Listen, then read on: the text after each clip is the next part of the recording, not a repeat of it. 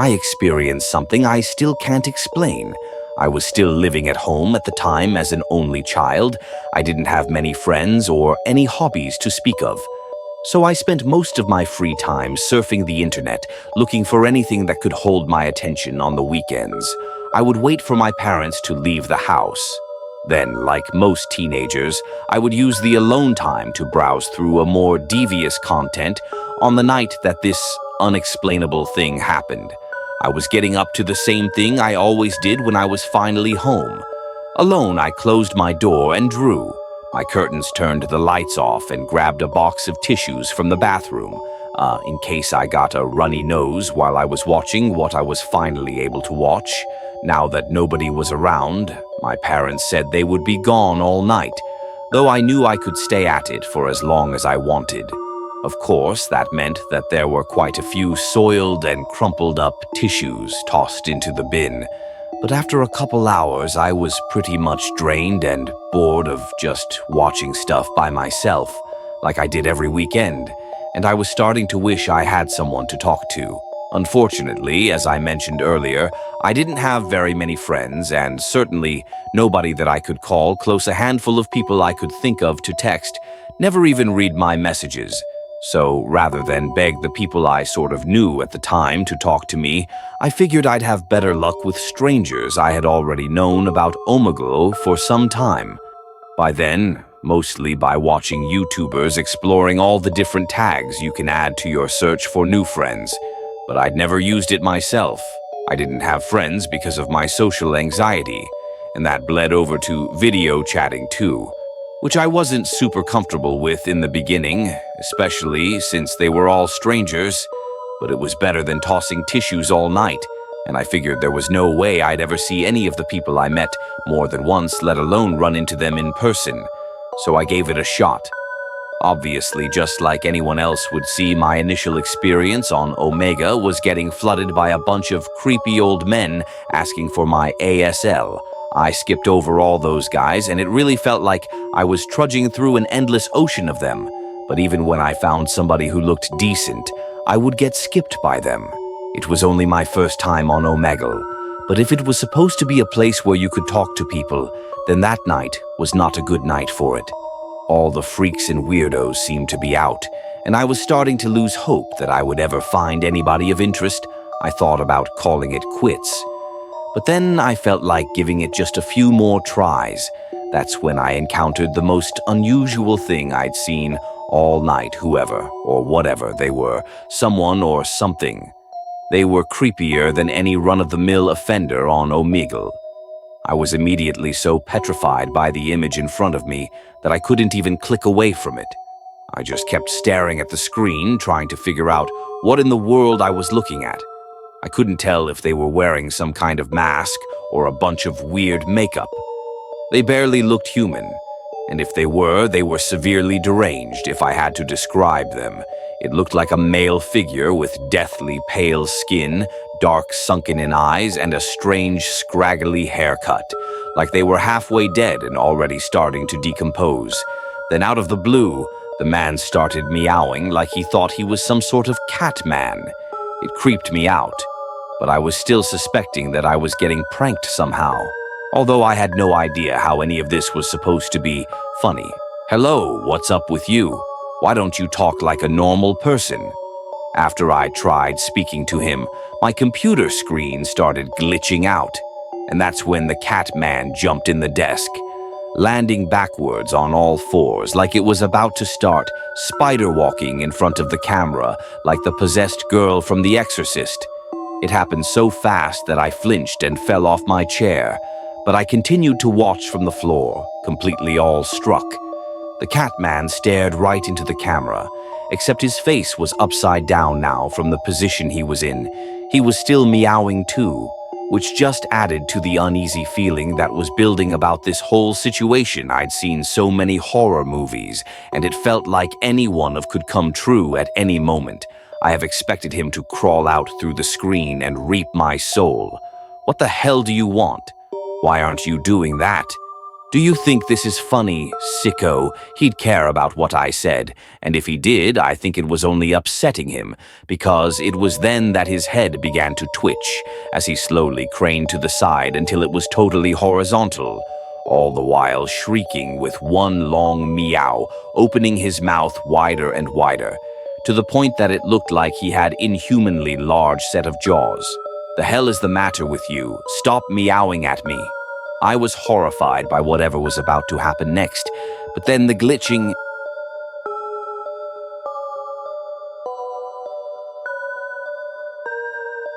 The screen got worse and uncontrollable, and eventually froze, blocking up the whole computer and forcing it to crash. I breathed a deep sigh of relief that the computer shut itself off. I was still dumbstruck in the darkness and sitting on the floor, so I have no idea how long I would have let that go on before I came to my senses and skipped that psycho. I eventually picked myself up and left my computer alone for the night, deciding to get some sleep and see if I couldn't forget the whole thing or at least put some mental distance between me and it. It was difficult to get to sleep after being so shaken up, but I did get there. After calming down for a little while the next morning, things almost seemed all right. I could still vividly remember the strangeness of the Catman, his annoying meowing and corpse-like appearance. But other than that, everything seemed normal.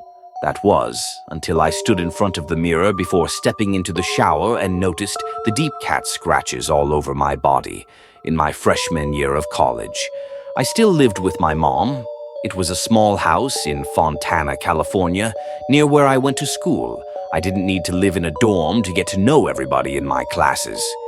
That's what things like Instagram were for, and I was upping my popularity by letting all the people I met at school follow me.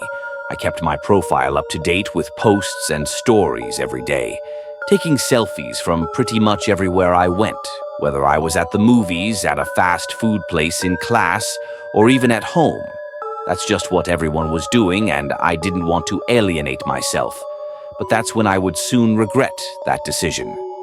One evening, after a long day of classes, I got home and did my usual routine of studying and having dinner with my mom. I eventually got into bed ready to pass out. That was when I heard my phone buzz on the nightstand right as I was on the verge of falling asleep. I figured it was probably nothing, but I reached over and checked the notification, just in case it was a text from someone important. And unfortunately, it wasn't. It was just Instagram letting me know that I had another new follower. I was groggy and could barely read the username, but it was something like @Jonathan W, and then a bunch of random numbers and characters and the fact that they didn't have a profile picture made it clear that this was not somebody who went to school with me. My curiosity led me to check out his page, and so I did. I could see that he was following hundreds of accounts, but didn't have a single follower of his own. There wasn't even a bio or linked to anything. However, there were a few posts on his account. As I began scrolling, I noticed all the posts were of the same thing, a confusingly close-up shot of some kind of cotton upholstery stapled onto wood planks like he was some kind of construction worker. The only difference between any of them was that it looked like some of them were taken at night, while others were taken from the daytime. I figured the account was either just some thought or maybe some random weirdo.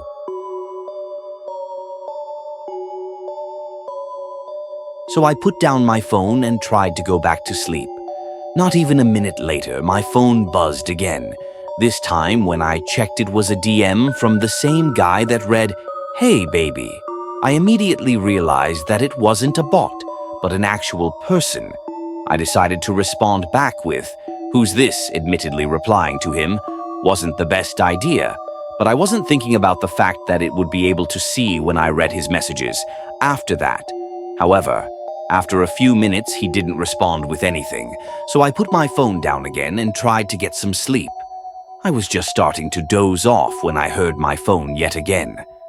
This time, I ignored it. It annoyed me to think I was about to lose much-needed sleep just to interact with some Instagram creep. I figured if I stopped reading his messages, it would get bored and move on like most of them do. But that wasn't the case. A minute later, there was another notification. My sleepiness was already spoiled by how irritated I was, so I checked it out with the intentions of blocking him. But what made me realize that I was getting dragged into something far more serious than I had anticipated. He sent a candid picture of me at school. A chill ran down my spine in the picture. I was in the outfit I was wearing earlier that day, but I had no idea I was being photographed by anybody but myself and my friends.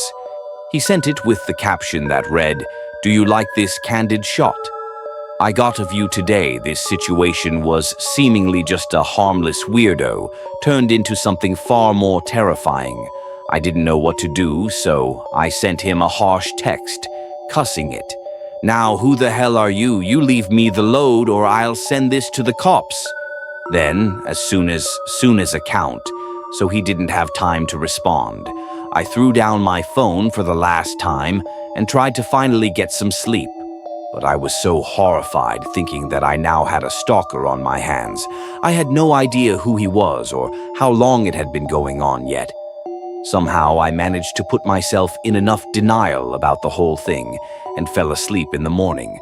However, I remembered everything I told my mom about the whole ordeal before I left the house, and I could tell she was concerned for me, but also just as clueless as I was. I talked to my friends about it at school, but none of them have ever dealt with anything like this before either. Thankfully, when I got home, my mom had this idea of setting up a couple of home security cameras around the house. Neither of us knew what this creep was capable of, so she figured we'd have the extra measure of safety to help me feel safer. We made sure to put one of the cameras in my bedroom just before I went to bed. For the night, I laid down and put my phone on, Do Not Disturb. I was strangely feeling comfortable, like maybe nothing was that wrong after all, but just a few minutes after I turned off my light, I heard my bedroom door creak open. Music. I opened my eyes, and that's when I saw the man in his underwear standing in my doorway. I started screaming from the top of my lungs, and that's when the man suddenly lunged towards me. I began to kick and scream simultaneously just to get the creep away from me. Thankfully, the sounds I was making were enough to make him turn around and run out of the house. My mom came storming into my room to my aid. We stayed in the bedroom with a chair leaning against the doorknob and immediately called the police. Somewhat unsurprisingly, the man didn't run very far. They caught him lurking in the neighbor's yard just a few doors down. We handed over the security footage to the police and told them everything we knew. And after a few days of investigating, we got the story they were able to put together. The man who snuck into my room was the same one who had been stalking me at school. He had developed an obsession over me and started taking pictures of me on campus, and then eventually started following me home. But the part that terrifies me the most was how he was never a construction worker.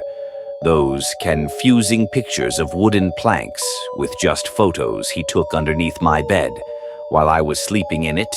He had been sneaking into my house and hiding under my bed for weeks. All I know is that I'll always be on guard whenever a stranger sends me a DM or adds me on Instagram. I'm always paranoid if it's that guy again. Foreign, I used to think very highly of myself. I was a young, slim brunette and would always think I was the main attraction in every room. I stepped in at the time I lived, on the 12th floor of an apartment complex. I can recall always seeing people like my neighbors and other patrons around the building checking me out. I was always being catcalled, but did no more than give them a courteous nod. It took some getting used to until one night I got inside and began to situate myself. Then I sat in front of my vanity and started to do my usual skincare routine. You are beautiful. Oh, no matter what they say, 'cause words can't bring me down. No, no, no, no, no, no, no, no. How dare you say someone will eventually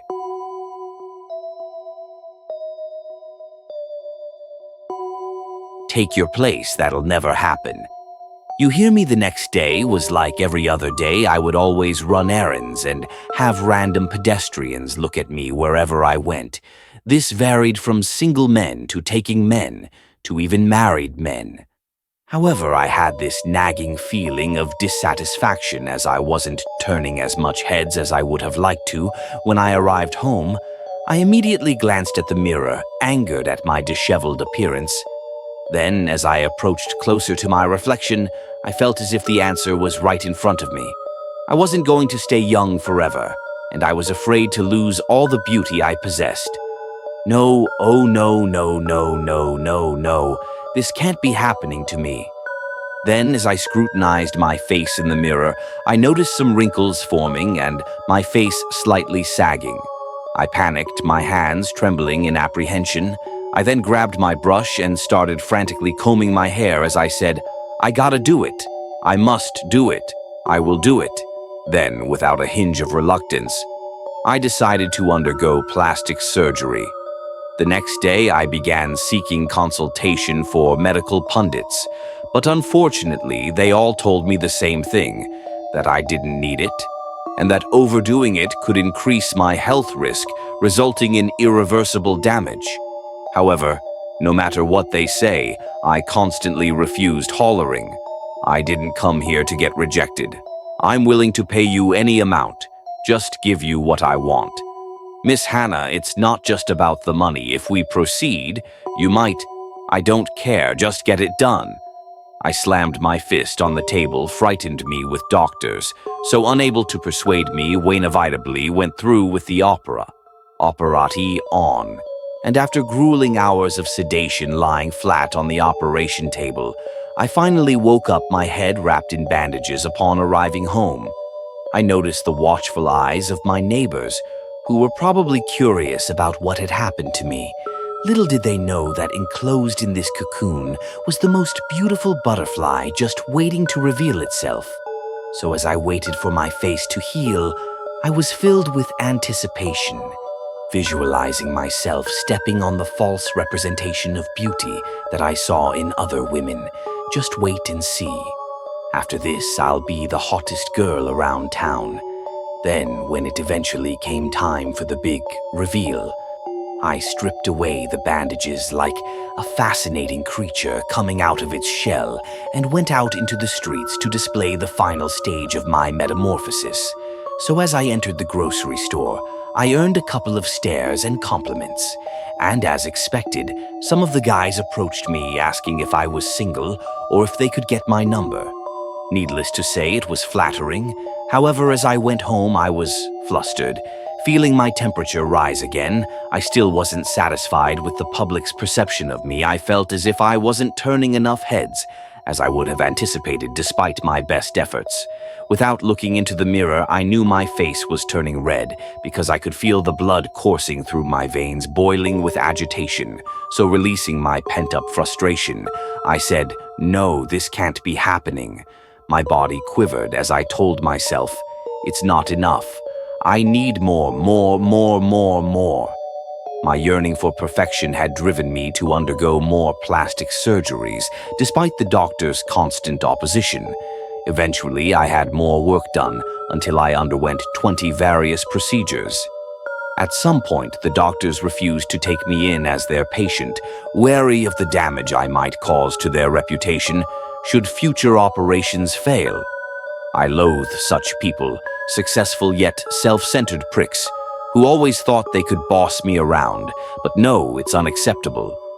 I went on a rampage and eventually I was escorted out of the hospital and banned from ever returning. So when I arrived home, I sat on the front of my vanity and began to cry foreign. But as tears poured down my face, I laughed like a lunatic. Infuriated by the doctors who had the audacity to refuse me, I paced myself apprehensively as I thought of what to do next. At that moment, I was drowning in anxiety, visualizing myself as an invisible woman that people would bump into without ever noticing me.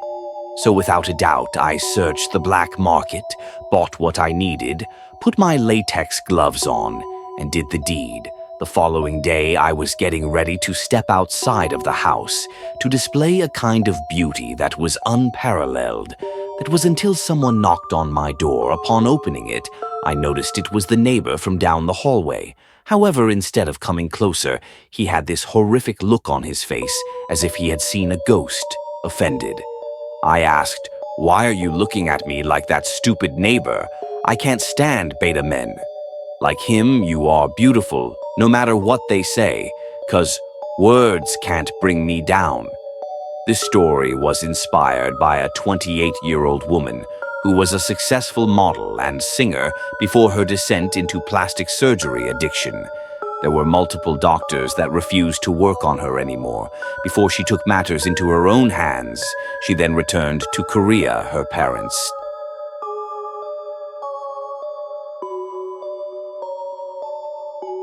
Could not recognize her. She has since received psychiatric help. Thank you. The next story may sound fabricated, but it's quote-unquote allegedly true and has circulated the internet if you do a little digging. It was an urban legend that occurred around 2004 to 2005 in the city of Cuernavaca in Morales, Mexico. The following animation portrays a dramatized version of the alleged event. All parties will be given alias to protect the identities of all involved. There was a story so bold that it would shake my head and roll my eyes whenever heard my colleagues talking about it. However, all of this changed when someone in my family experienced the same thing. Prodding met to withdraw every ounce of doubt. 3 years ago, my brother and his pallet just left a drinking party at a nightclub. They were so wasted, it was difficult to even book a cab home, so as they tread across the long paved road, struggling to avoid passing cars. They saw what appeared to be a brightly lit domicile in the distance. As they approached the light source, they realized that it wasn't a house but a McDonald's fast food restaurant. And they glanced at the glass windows and feasted their eyes on the menu displayed on the counter, delighted to see very few customers. After all, it was past midnight, and not so many people were expected to be out at this hour. Varnished after a long walk, they decided to order some Big Macs and flump on a bench outside the restaurant, where a statue of Ronald McDonald was sitting comfortably at the edges, staring at the statue. They noticed its smile, seemingly jolly, and its eyes early gazing back at them, causing them to feel reluctant before they eventually looked at each other and laughed at the childish thought brushing in his eye late night. "Pedro, I'll never forget it," my brother said. "She took an enormous fight. Dude, you see, that thing was giving me bubbles. She was bad, wasn't she? I might have to take her to McDonald's for a first date." Pedro winks while patting him on the back. "Well, sorry dude, I can't hold it anymore." The sour taste of my brother's mouth made him retch and soundable to contain it. They headed to the trash bin, where he threw up for the next couple of minutes, leaving his friend all alone with the statue on the bench, having lost a strength and interest to finish with her. Pedro thought of taking in upon the Ronald McDonald statues, laughing. As she began to shut his eyes, she grumbled and said, "Oh, my headaches have gotten worse. I wish I could just die." Then a creepy voice replied, "Be careful what you wish for." Pedro jumped, wondering for a moment where the voice might have emanated from. However, as she listened to car honking and tree branches falling, he was convinced it was all in his heads. "See, Pedro, this is what happens when you get drunk," he told himself as she resumed his nap. The name is the silence. Peter Osid and said, "I'm so tired." Moments later, this same voice from before spoke to him and replied before Pedro had any chance to react. The statue grabbed his head. "See, Pedro, this is what happens when you get drunk," he told himself. She resumed his nap. Then amidst the silence, Pedro sighed and said, "I'm so tired." Moments later, this same voice from before spoke to him and replied before Pedro had any chance to react. The statue grabbed his head with both hands, tightening its vice grips. Its howled no remorse to continue to apply immense pressure on the skull, until his entire head was squished to smithereens. When my brother finally returned to his friend, he dropped his burger in outer terror. The gnashes of Pedro's eyeballs roll across the floor. His screwed instantly woke from a semi-stupor and banging on the door of the McDonald's.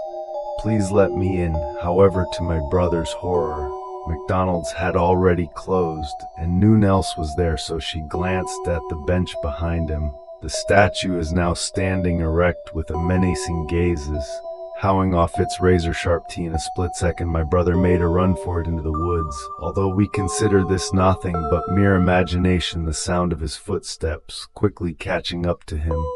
We're all too real. What the hell is going on? Moments later, the evil clown Gra disarmed tried to break free. That's when the clown rips my brother's arm off, leaving him on the ground. He wailed.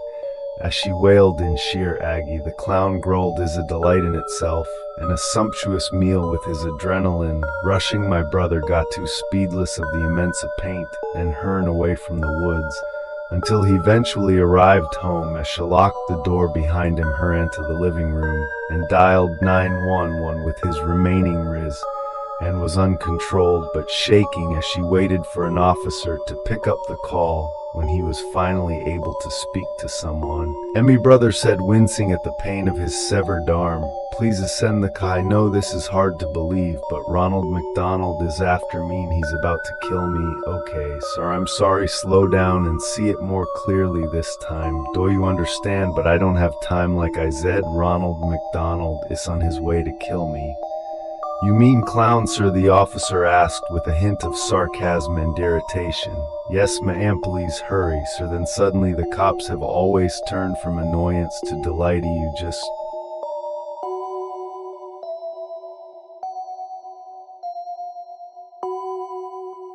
made so. I'm partly sorry for ruining the surprise, but it's a good one, Z. You got men on. This isn't a prank, lady. Send someone fast, please. I'm begging you. Well, please. Sir, well played. My brother panicked. The officer then hung up on him. Moments later, my brother heard a loud thud on the door, followed by constant bang. The clown said in a demonic voice. Mr. Clown pounded louder. My brother only felt more anxious. "I'm gonna release all my Big Mac sauce on your front door."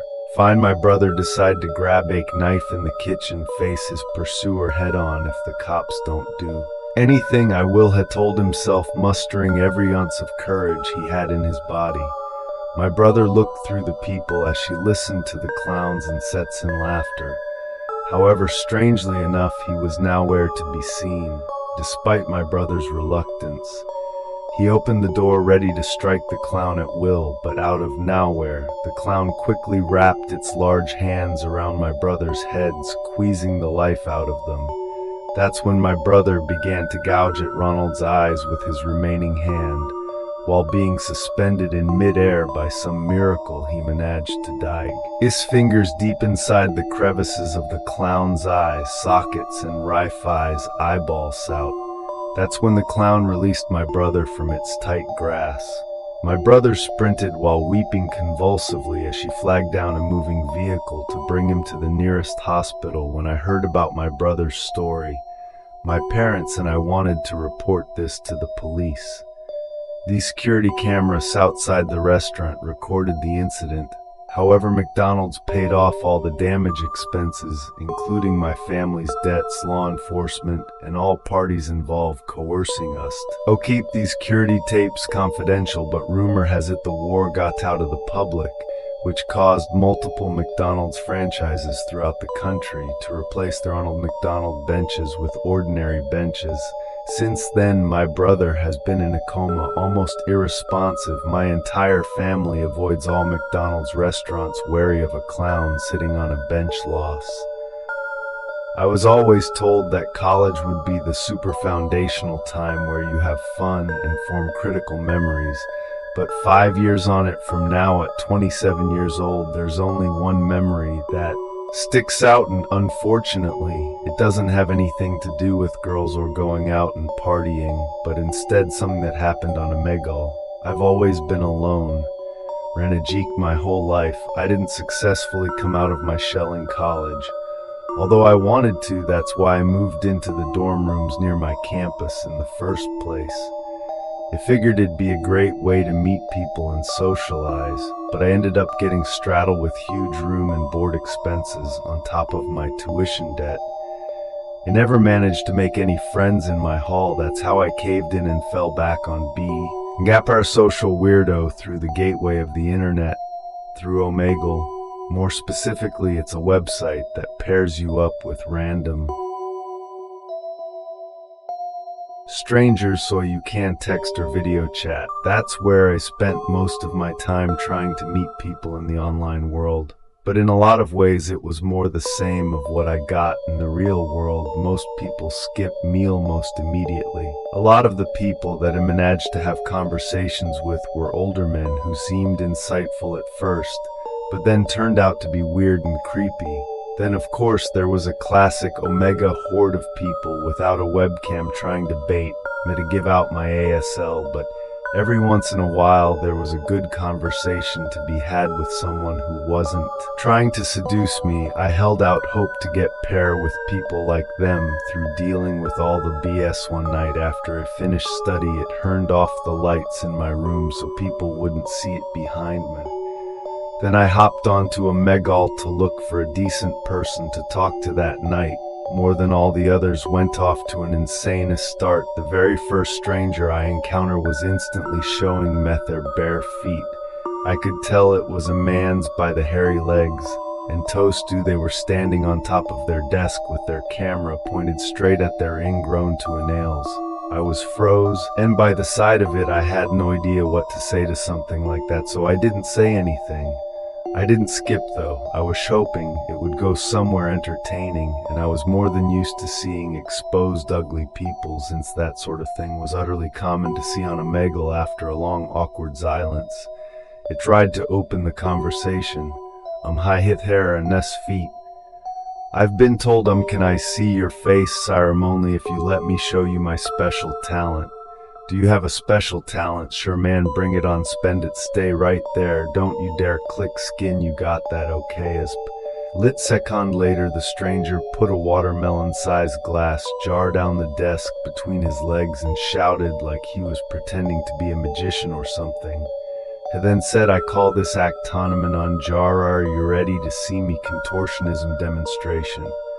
Sure as that, are you ready to see me contortionism demonstration? Yeah. Man, do it all right, brace yourself. The man then put both his feet in the jar, then he crouched down and stuffed in his legs. I watched an Aussie squeeze his entire body into it until it was completely inside the jar. His face was visible but was complete. Lie smushed up against the glass and I could finally see his face. He looked to be some balding middle-aged guy living in a drafty old apartment. Then with his one freon here reached over and grabbed Allied and somehow managed to put it on top of himself, closing the jar with his entire body sealed inside. I couldn't tell if the pressure was distorting his face or if he was just crazy, but he smiled at me very disturbingly like he was waiting for me to applaud. I didn't have any words.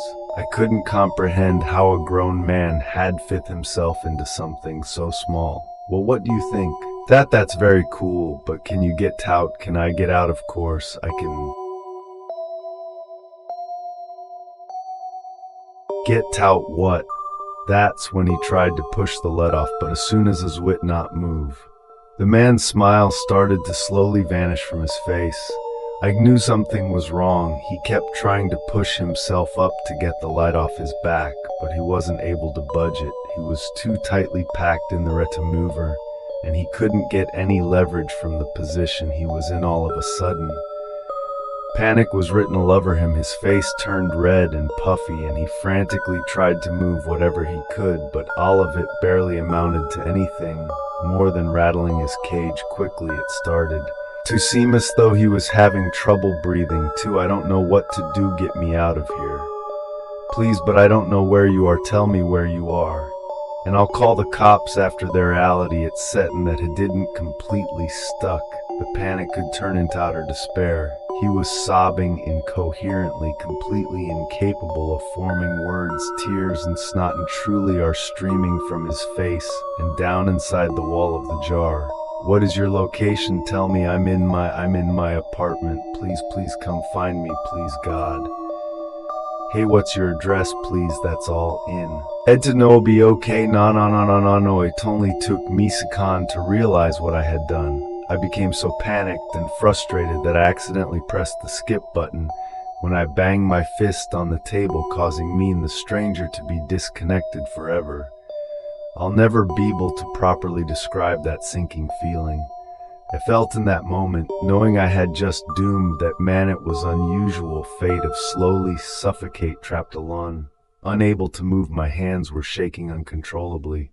I didn't think there was anything I could do. If I called the police, they wouldn't be able to offend him since I never heard his address. I didn't record any of it, and there's no way of knowing where somebody is from. Omega, without a better idea, is war to never go back on there. I tried to forget that I was ever on Omega in the first place. I actually got drunk for the first time that night in hopes that I could get a beat and sleep without much trouble. But God knows, even after all these years, there's nothing that will get the image of that trap manager out of my head. It's been haunting me for so long every day. I wonder what happened to him, if anybody ever came to rescue. More if those moments he spent with me over the internet were his last moments with anyone these days. I remember one man on Jairus, a friend years ago. I worked at this cheap waxing salon in a rundown part of town. The place was open 6 days a week from 9 a.m. to 9 p.m. But the only people that ever really worked there were me and the owner herself. She'd come in for the morning and work on the handful of regulars we had, then she would leave me to watch the shop from 3 to closes, since the salon was right on the edge of the ghetto. Isn't hard to imagine.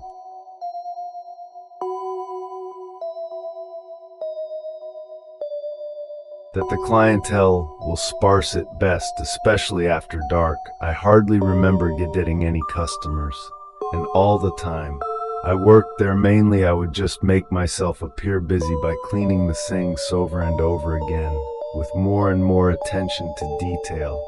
As the boredom grew, it felt nice for the boss to trust me with the business like that, and I was getting paid by the hour, so it didn't matter to me if I was actually waxing somebody or just sanitizing the beds again. Even thought they weren't in use all around. It was an alright gig, and if nothing had happened, I probably would have kept working there until it inevitably closed down or laid me off due to lack of business.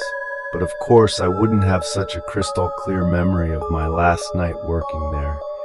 If something hadn't happened, it was just after sunset, and I had another 2 hours to goon my shifts. So I decided to wipe down the whole big window pane from the inside, then the glass part of the front door too. It was pretty dark out, and I knew I was in a sketchy side of towns, so I took a good look through the door to make sure nobody was lurking out in front of the shop watch. Injme clean, there was noon in sight, so I felt safe kneeling to wipe down the bottom window pane of the door. I killed a good minute, making sure it was spotless. Then when I was satisfied, I stood up. That's when she peered right in front of my face, staring at me right on the other side of the glass. I was so shocked that I screamed and almost jumped into the air. She looked like the most severely anorexic person I've ever seen, like just a sack of skin hanging from a stiff skeleton, and her eyes were so sunken in that it almost made her skull look hollow for a moment. I thought she was dead, but somehow still standing. But then after we kept staring at each other, her neck started to twitch, tilting her head from side to side, and at the same time her mouth fell open, and she began to make the most awful noise, like growling almost, but something more inhuman. I backed away from the door, wishing I'd kept my keys on me in that moment, or better yet that there was a deadbolt I could just throw to keep her locked down. But there wasn't. She wouldn't stop making that sound, staring at me without blinking, without even breathing. I knew I'd been caught off guard, so I tried to collect myself. "Excuse me, can I help you?" She didn't respond. I was beginning to think she was incapable of speech. Without breaking eye contact with me, she walked into the door, pushing it open with her body like she didn't even notice it. Now to my horror, she was inside the shop, and she still hadn't taken a breath from that creepy clicking sound that she was making with her throat. "Hey, what are you doing here?" When I shouted there again, she stopped for a second, but all she did was twitch. Do you know where you are? Is there anyone I could call for you?" "Ma'am," then something Jinnert witched up. Suddenly here Yaz drifted away from me and looked off somewhere. Elsa, she took another step forward, slowly and rigidly, then walked past me like I wasn't event there. Her aura was so intense, so deeply unnerving that I was frozen stiff, until she made her way about 6 feet away from me and finally remembered I was on the clock, and it tried to tell myself that this was just one of those weird street people that wandered, and sometimes the only thing back where she was walking was the actual salon, and she definitely wasn't allowed in there. Hey, you can't go back, custom is only hey. She walked right through an open door into one off the rooms, and that awful sound she made followed her in. By this point, I was really losing my patience with her, but I was still so very disturbed, which is why I kept my distance rather than physically blocking her way. And still somebody had to deal with the situation. And it just so happened that it had to be me if I wanted to keep my job, so after a few seconds, I tiptoed up the doorway and cautiously peeked around the corner of the image. I'll never forget is that woman having crawled onto one of the beds with her contorted body grinding and thrashing like she was a demon being. Zersizerite Hashi snapped her neck to look at me and screaming, "Watch me wax meth." That was my breaking point. I sprinted out of the shop and didn't look back until I jumped into me car and hide inside with the doors locked, and from there I immediately called the police and watched through the wind to the shop to see if she did anything else. While I waited for help to arrive, when they finally showed up, it was only 2 cops in 1 cart. They looked pretty aloof until they saw how shaken I was. Then they actually did an investigation. I remained outside while they walked through to go see air, and I watched as they looked all around, then walked back out. Trucking, I couldn't believe them when they said she wasn't in there. I went back and searched through everything they had just looked at, convinced that she had to be hiding somewhere, but she was literally nowhere to be found. I explained that there was no back door exit, and I know without a doubt that I didn't see her leave the way she came in, so somehow she had to still be in there. The cops looked like they were already done with me, but they asked to see the security footage anyway.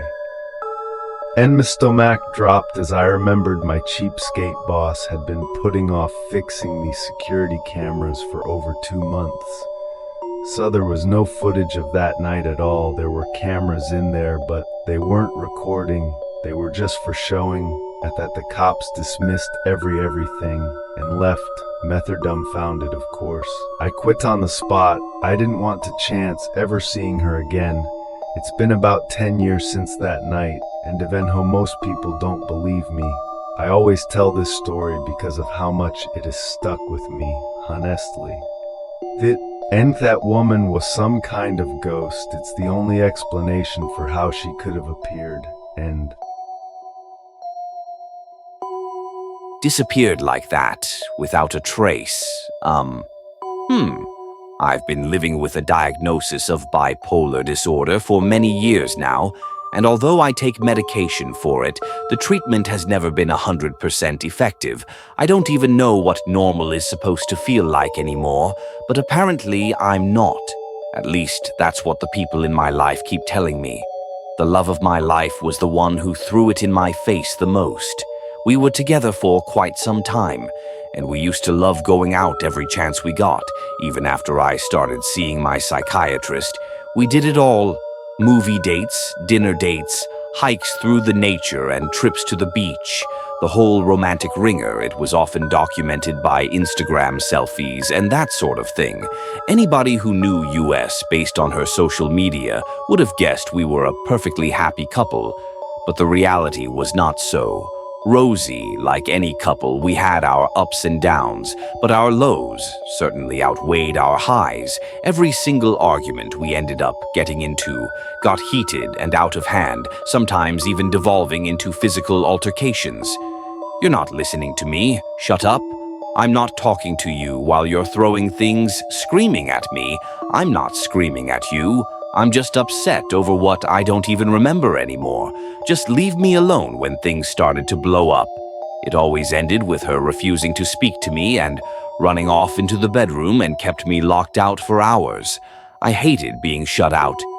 But when I eventually cooled off and heard her crying to herself on the floor, I always forgot whatever it was we were fighting about, and did what I could to let her know that at the end of the day, all I wanted to do was be there for her baby. I'm sorry. Let's not do this again. It was your fault. It's always your fault. I knew it was me. I don't understand myself either. I wish I could for you, but you have to believe me. I'm trying. I don't keep trying. Just please let me in. I'll come out in an hour. Just give me some space. I can't even remember how many times that scenario played out. But every time we swept the issue under the rug and pretended like everything was okay, neither of us knew how in the world we were supposed to fix each other. So we just didn't. Over time, I tried to figure out ways to compensate for the problems. For instance, when we went out, especially right after a big fight, I was always extra affectionate and touchy. I knew that was her love language or something, so I figured she would appreciate the ample PDA. I thought maybe it was working, because it always made her smile, but then I slowly realized that it was a fake smile out of awkwardness. And that was the moment I realized she was thinking about leaving me. That made my blood boil, but I was dead set on not fighting in public anymore. So I kept it bottled up and acted like I couldn't notice her rolling her eyes and making me feel like some clingy, psychotic boyfriend. But when other men looked at her, I snapped all the pen up.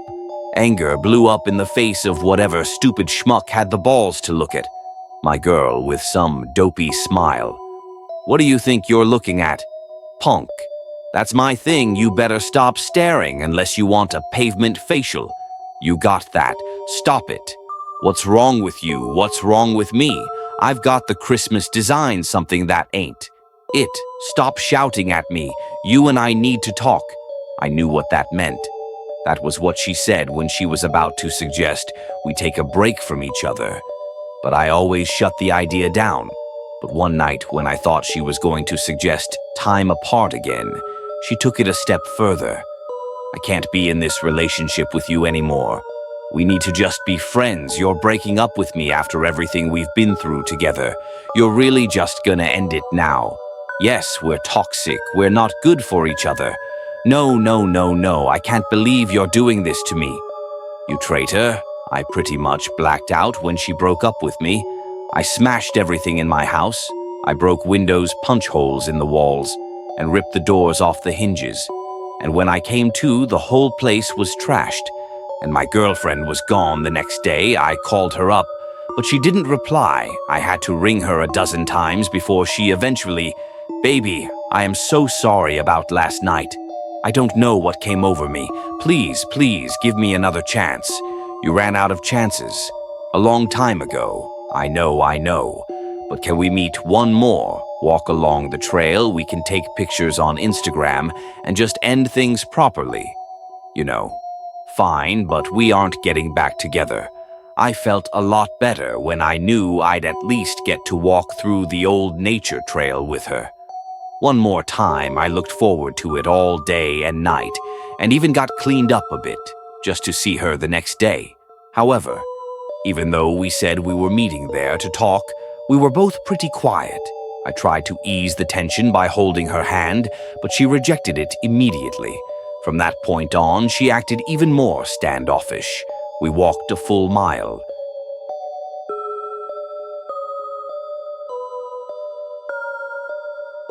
In complete silence, all we did was stop every few hundred feet to take photos of a landscape for Instagram, except this time they weren't in the photos together, which definitely stopped by the time we got to the turnaround point of the trail, which was scaled up the hillside and looked over a cliff to the rest of the nature preserve. I was honestly ready to just be done with everything. There was no point in the stupid walk together, and there was no point in even trying to talk to him, let alone try to win her back. The view from the cliff was quite nice that day, and we both made sure to take photos of it. I got one standing next to her by the ledge, but then while she was engrossed in taking as many photos possible, I slowly backed up a few steps. I've got one last picture of her enjoying the view, then ran forward and did the D. Here's the alleged photograph of the girlfriend. It was the last image shared via her boyfriend's Instagram. I guess you now know the disturbing backstory behind this candid photo. People thinking about this story from my past always reminds me that I wasn't exactly the most stable person in my mid-20s.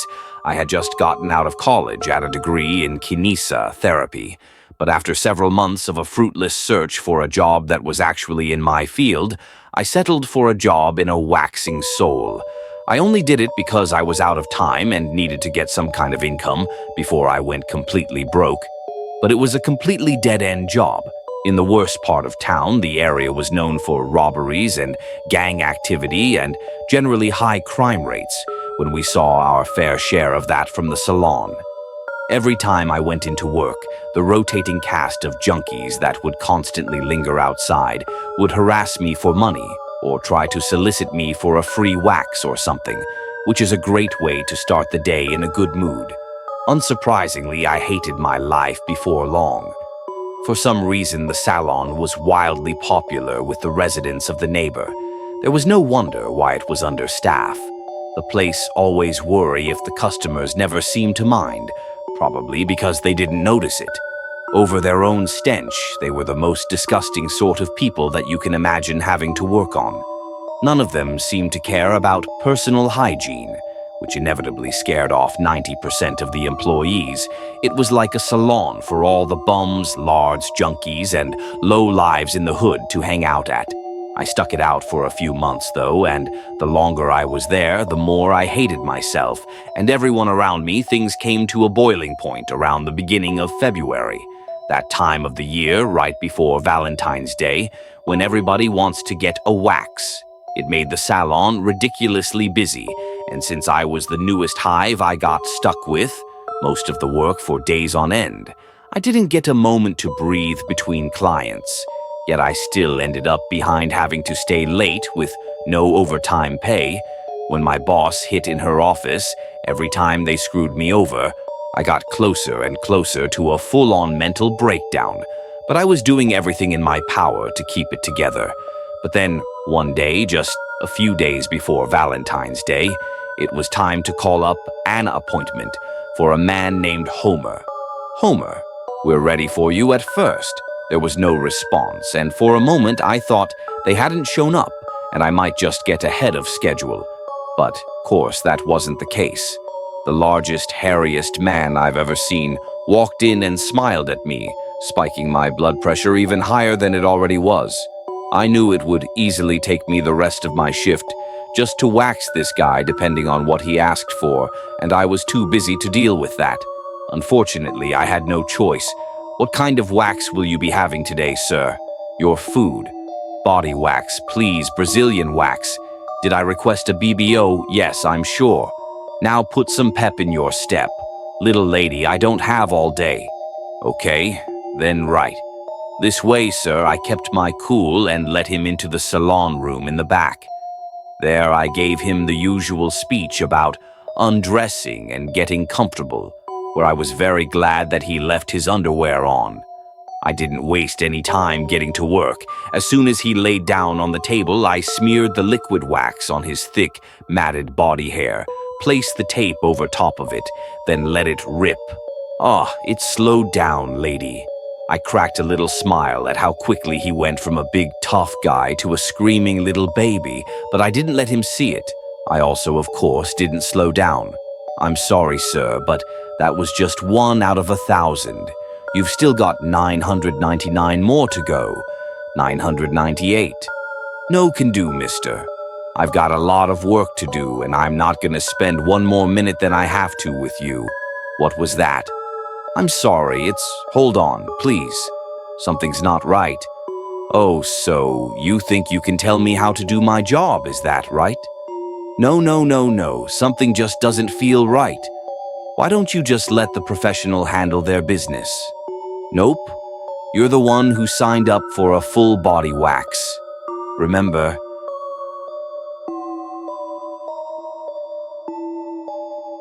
I poured all my pent-up frustration into ripping out that guy's body hair. Honestly, I don't think I ever worked faster. Something about the pain I was inflicting upon him was extremely motivating, cathartic. By the time I was halfway through, the big man was sobbing at the lost child, but no matter how much he hungry and screamed and begging to stop, I told him to suck it up and kept going. Actually, his crying made me laugh. The more pathetic, yeah, funnier. I found this situation. I don't think I ever enjoyed a single day at that job, but I did enjoy working at home about 45 minutes late. We were done. I cleaned the pile of discarded tape and left Homer in the room to get dressed, while I went out to the waiting room to call up my next client. However, as I walked out the door, my boss was there in my face, glaring at me like I just killed somebody. She looked behind and saw her driving around the tape, looking like a shriveled-up, hairless chihuahua. She started freaking out and began apologizing profusely, offering him some sort of compensation before finally escorting him out the door. After he limped away, she went back into the room and rubbished through my setup to see why the appointment turned out that way. And that's when she came to me with a huge bottle of Gorilla Glue, asking me if I had used it on home. The funny thing is, I don't remember bringing that into work. When I think about it, makes sense. I must have been in a really bad mood and thought it would be a good idea. But apparently waxing somebody with industrial-grade adhesive was not humane. They fired me that day, which I wasn't really impressed about my life.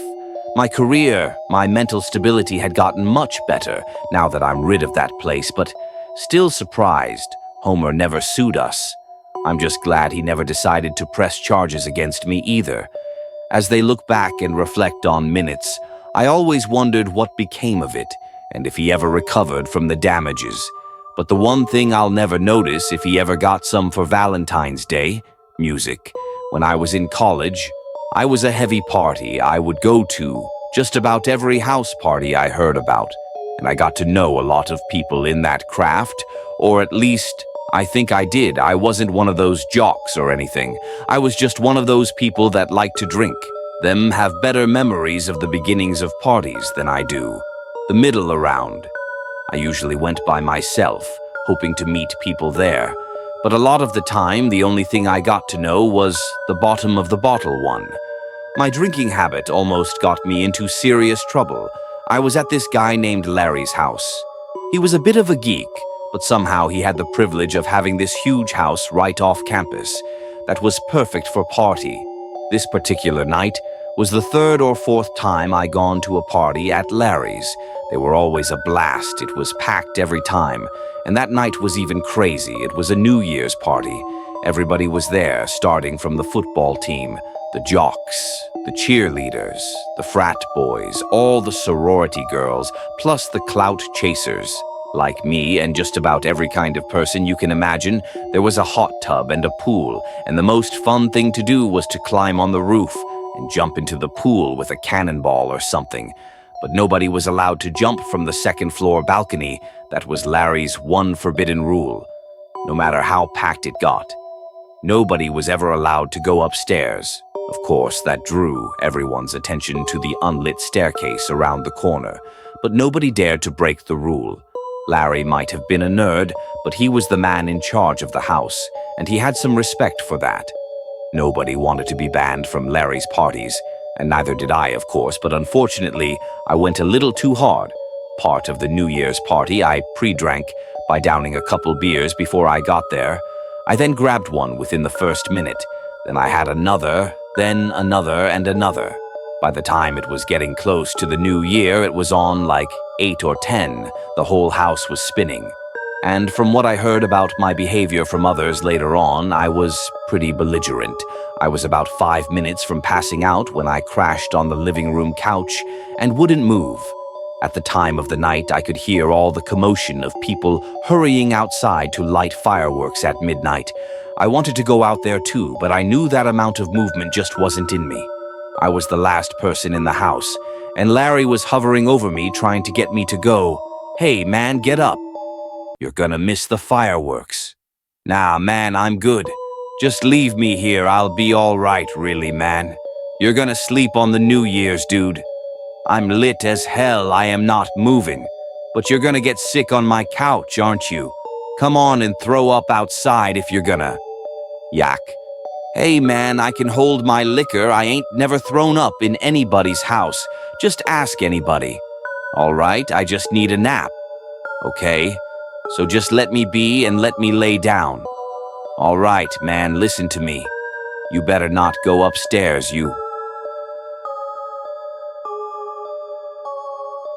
Me. Yeah, man, whatever. All right, just come outside if you're feeling better. Larry finally left me alone and went out to the backyard that I was alone in, about half an inch from blacking out. Completely, the only thing that kept me conscious was what Larry had just said, what he was always saying about the upstairs. The stairwell was staring right at, making me wonder why in the world he was so serious about that, over all other things. Larry never cared if somebody shattered a 500 base in their drunkenness, but it was like we all lived in fear of what would happen. If somebody went upstairs, the curiosity was killing me.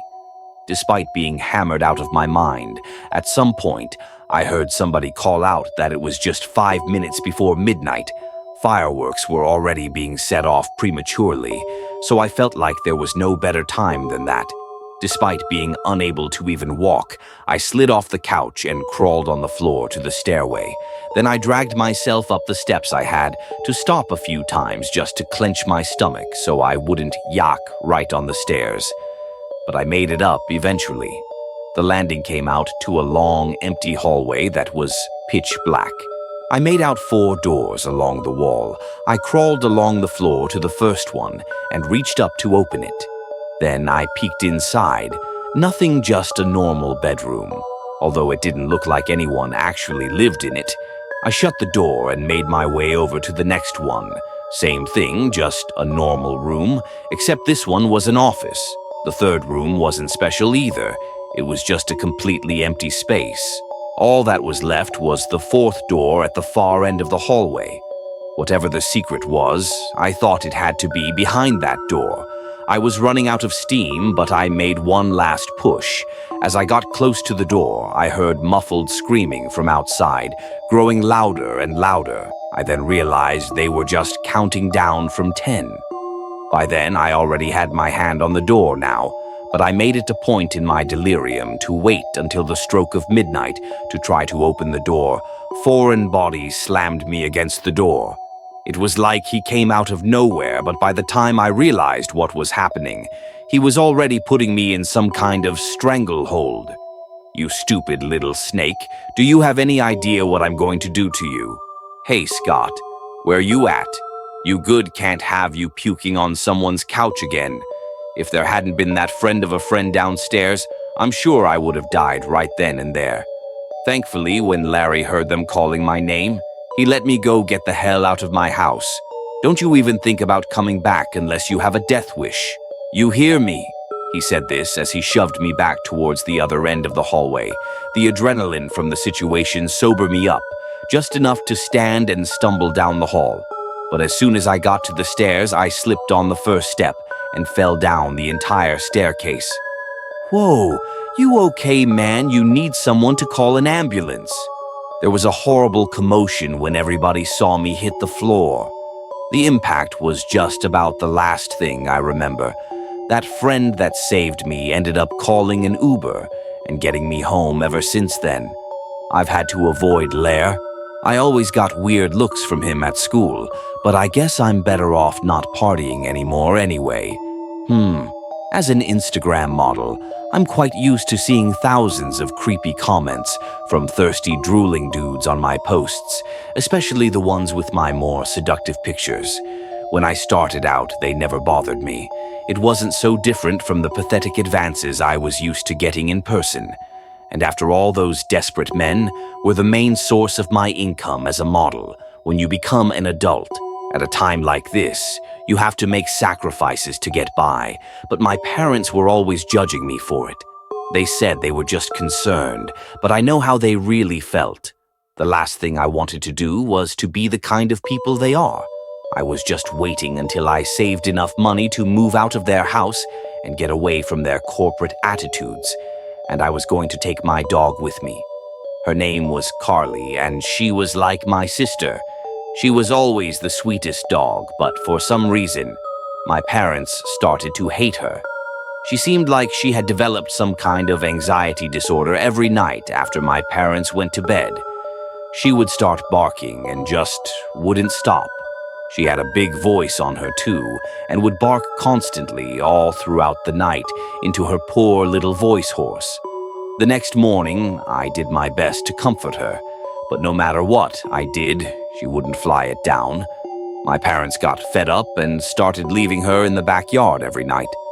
Of course, this only made Carly more anxious, but at least they didn't have to hear it so much. I had trouble sleeping without Carly. She used to sleep with me in my bed, but when all that started, I would lay out on the couch in the living room until I passed out scrolling through my Instagram. Out of boredom one night, I got so bored. I went digging through my DMS. Of course, I almost never looked in there because it was almost 100 advances from creepy dudes. And sure enough, there must have been thousands of those messages. I never interacted with any of them, because all my good followers knew that if they wanted to talk to me, they had to subscribe to my OnlyFans. But one night, a particular account caught my eye. I'd seen him so much that I barely even noticed him anymore. But when I looked, I realized he had left a shockingly desperate comment. Sometimes even multiple comments on every single one of my posts. Not only that, but he had sent me a DM literally every single day, and every message was the same. Just him begging to be with me and asking for freebies. Along with the same boomer selfie every day, I couldn't resist looking at his account. He was a 40-something-year-old dude named Charlie, with a big fat double chin and a chubby face. He was following over 2,000 accounts, most of which were bots or other models. But he had exactly 0 followers himself, probably because he didn't post anything except hundreds of pictures of his face in the same pose in the same dark background which looked like his basement. I knew it was probably a bad idea, but for some stupid reason I texted him back, thinking he was too digitally stupid to find my OnlyFans. Hey there, Charlie. I know you want to chat and see more of me, but I don't do any of that on Instagram. If you click the link in my bio, you can subscribe and get everything you want, including private chats with me and exclusive naughty photos and videos. I didn't even have time to tap out of the chat before he replied, "Oh my God, I can't believe it." You replied, "I'm so happy right now. Thank you, thank you, thank you so much. You have no idea how much this means to me. The most awesome person I've ever talked to. Thanks." I couldn't think of anything else. Austin, I was off-put by the fact that he replied to my message so quickly, as if he'd been obsessively waiting by the phone for me. I was already regretting the decision. "You're so very, very welcome. Would you like to video chat? I'd really like to see your face." My stomach quivered. Video calling this guy was the last thing I wanted to do. I was literally in my pajamas with no makeup on and my hair looking a mess.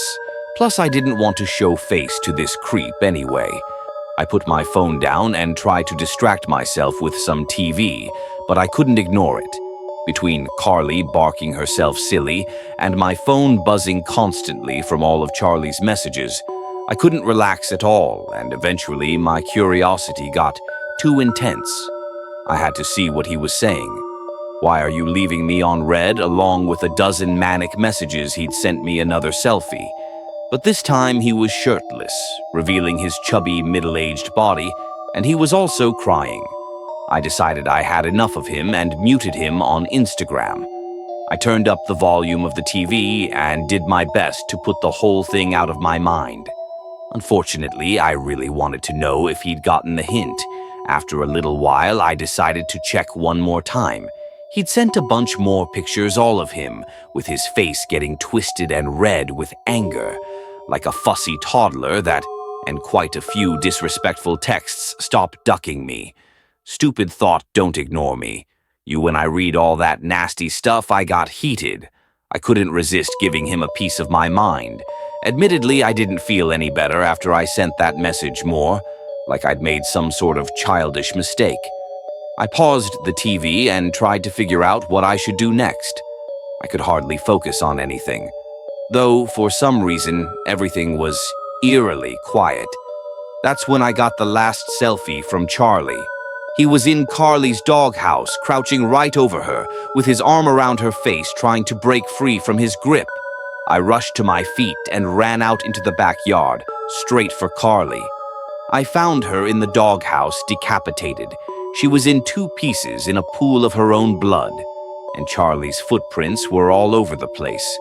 Ever since then, my life has never been insane. How can I go back to normal when I know that Psycho was creeping in my backyard? I didn't think poor Carly was just trying to warn us the whole time, but we didn't listen. I don't even trust my parents anymore. I live with some friends now. I've shaved my head, and I never wear makeup anymore. I never even wear more than baggy sweatpants and oversized shirts. Wherever I go, it's all in the hope that if he doesn't find me attractive anymore, he'll leave me alone. I don't think I'll ever believe it, though I deleted all my social media accounts. But as far as I can tell, so did Charlie, which means I was never even able to report him. All the police have is his shoe size, but until they find him, I can never rest, knowing he's still out there foreign to this day. I still have nightmarish memories of something that I saw in Omegle in the winter of 2016. I was a sophomore in college at the time, but I was still living at home with my parents, and not on campus that year. In particular, I was stuck inside for all of winter break because we were experiencing one of the worst snowstorms the area had seen in years since the conditions were too unsafe to go anywhere. I spent most of my time studying for online courses. My schedule was loaded with so many classes, which wasn't the best for my ability to develop social skills or make friends on top of everything else. And like most guys, the thing I looked forward to most about going to college was meeting girls. But I wasn't getting to do any of that. So when I heard about this thing called Omegle, a website where you could randomly meet strangers, I was desperate enough to be very interested. I understood from the person who told me about it that it could be a little weird, so I waited for my parents to go to bed before trying it. My laptop for school was super cheap and didn't have a webcam, which meant if I actually wanted to talk to people, I had to use my parents' shared desktop computer in the family room. I didn't want them or anyone else in my family walking in on me talking to girls, so I decided to wait it out around 2 in the morning. I finally snuck out of my room and hopped on the computer to try my luck. And my disappointment, the first 20 or so people that I encountered were all just weird-looking dudes. A lot of creepy old men who I skipped right over shirtless jocks, who just wanted to talk about sports, and some geeky shut-ins like me, who I skipped. Even though we might actually have a lot in common, I was on a one-track mind to use Omegle to meet girls. Unfortunately, the first few girls that I did get connected with skipped right over me when they saw that I was just another one of those geeky shut-in types. Admittedly, that stung every time the endless skipping went on for 20 minutes. Before I finally got connected with a girl who didn't immediately reject me, I felt a little pit in my stomach form when she popped up on the screen. But it wasn't because I was nervous, but because she looked really sad about something. She was just a normal-looking blonde girl wearing a tank top, and like most other people on Omegle, sitting in complete darkness. Except for the light coming off her computer screen, she was a bit hunched over with her hands supporting her on the desk, right next to the keyboard. She wasn't necessarily the best-looking girl, but I definitely wasn't about to skip her. She was the only girl that had even given me the time of day, the whole time I'd been on. And even if I only got to see her upper body, that was going to be more action than I'd get anywhere else. I actually was a little bit nervous, though, because the first thing I did was awkwardly wave hi there. She waved back, but she didn't say anything. She still had that super sad kind of weird look on her face. It seemed like she didn't want to talk out loud. So I tried introducing myself in the chat box. Instead, "Hey, I'm Justin. What's your name? When I looked up from the keyboard, I was caught off guard by how close the girl suddenly was to the camera. Her eyes were wide open too, like she was making a surprised face, except her mouth was still closed. Whoa, hey, is everything okay? Then, without breaking eye contact, she started typing so frantically and loudly that I could hear it over the microphone the whole time. She just stared into the camera with these huge bug eyes, not even blinking, just typing away at a robotic speed. All I could see in the chat box was the stranger's typing message for the longest time until she finally hit the send button and dumped the entire message on me at once. I was put a little on edge when I read it, because all it said was, "Can you please cry with me over and over and over again?" I didn't know what else to do, so I quickly replied back with a yes in the chat, and as soon as she read it, she began to cry. Foreign. I actually tried to make myself form tears for her. It was super uncomfortable, though I couldn't bring myself to do it. No matter how hard I tried to squeeze my eyes for just one single tear, but she kept getting closer and closer to the camera until all I could see was a close-up of the snot coming out of her nostrils, oozing down her face, with all of the tears from her eyes pouring over her mouth, which for some reason she kept shut tight, despite having to blow snot out of her nose just so she could breathe. I really thought she must have been going through something really tough. So tough I felt like she shouldn't cry alone if she didn't want to, and since I couldn't cry with tears, I started fake, sobbing and wailing a little bit, but quietly so I wouldn't wake up anybody in my house. I felt embarrassed, like she could tell it was all fame. After a while, I couldn't take the awkwardness anymore, so I pretended to wipe tears from my eyes and typed another message. "Hey, are you okay over there? Why haven't you said anything? Do you want to talk about wine? You're crying." Suddenly, it was like she flipped a switch and wasn't sad anymore, but excited. She stopped crying but didn't bother.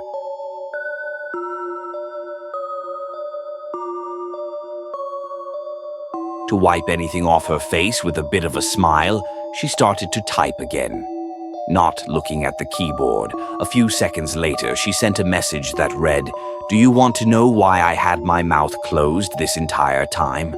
I was almost too scared to say yes, but I really did want to know though. I typed, "Yes, why?" That's when I saw her read the message. Then look into the camera for a moment. We stared at each other in silence. Then the little smile on her face got bigger, as if she was holding herself back from laughing, but before she couldn't hold it any longer and finally opened her mouth, a swarm of bugs became the crawl out of it, covering her entire face. I screamed from the top of my lungs, immediately shutting the screen off and holding down the power button on the computer until it was completely turned off. My parents were awoken and upset that I was on the computer at this time of night. All I could do was attribute the shouting to some random jump scare video I watched on the internet. But since then, I acted like what I saw that night never happened and never thought about going on Omegle again. Music. All right. Foreign. I used to browse through magazines and realize how average-looking I truly was. I've always wanted to be someone whose beauty would captivate every man that passes by, but no matter what I did, I was always this skinny, ordinary girl to everyone. As the years passed, the sensation persisted like a niche that wouldn't go away. I became increasingly dissatisfied with myself and wanted to look like my hot idol, Angelina Jolie. At the time, she was the primary standard when it came to looks, and I'd do anything to obtain that fountain of beauty. As a result, I received consultation from multiple doctors, all of whom became the bearer of bad news. They said I didn't need it and tried convincing me to reconsider my choices. But at the end of the day, it didn't matter. I was going to get what I wanted, and I wasn't going to let some silly doctor tell me otherwise. So one day I decided to vent my frustration to a friend, saying I'd do the operation myself if I could. But I'm no damn doctor, my friend. Then peered over our shoulders to make sure no one was listening and whispered, I've got a better idea. Have you ever tried looking into the black market? But black market, no, I haven't. I know someone there, I'm sure you'd love him. See my lips? He's an expert in this kind of stuff. You should give him a try in my head. There was no time for doubts. All I needed was to take action, and my dream would finally come true. After further discussion, I learned that the doctor had conducted numerous operations on various clients who, in the end, were happy and content. He had done everything from faceless to BBLs, the whole 9 yards. And the best part was that he rendered his services at an affordable price, much lower than what professionals would charge. I was adamant about looking exactly like Angelina Jolie, so later that day I picked up the phone and called the doctor. Hello, hi, are you the doctor that specializes in plastic surgery? Yes. How may I help you, madam? My friend told me you did a great job on her lips. Her name is Isabel. Do you remember her? It took a while for the doctor to reply, but he eventually said, I'm of course, dear. It would be my pleasure the sooner we meet. The better, let me give you my address, he replied in a tone that sounded reassuring. Moments later, I was in an Uber, and upon reaching my destination, a huge old house stood before me. I began to be clouded with second thoughts. However, despite being reluctant, I took a deep breath and walked up the steps until I reached the front door. I then gingerly gave the front door a knock upon a large, decrepit man with a huge grin on his face opened the door. He wore a lab coat and had the doctor attire going on with a stethoscope around his neck, and everything. He then said, "Well, hello, we meet at last, come inside." I certainly wasn't expecting him to look as creepy as he did. His eyes were bulging out and his skin looked pale like the texture of a dried plum. But as we all know, looks can be deceiving, and it would be inappropriate to judge his skills based on his physical appearance alone. I stepped inside, where he led me through a dark, narrow hallway. I sat on top of the operating table as he began to gather more details before the surgery. "So, Miss Sarah, how can I help you today? I would like my face to look like Angelina Jolie. How splendid. I have all the necessary tools and chemicals to conduct the operation. Shall we get started?" I was contemplating backing out, but I've been rejected too many times at this point, so it was literally now or never.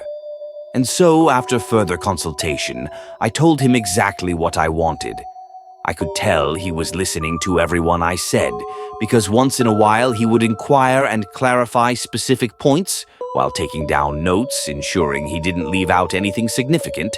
I then put a payment down in cash, followed by an NDA contract which he made me sign before we began the procedure.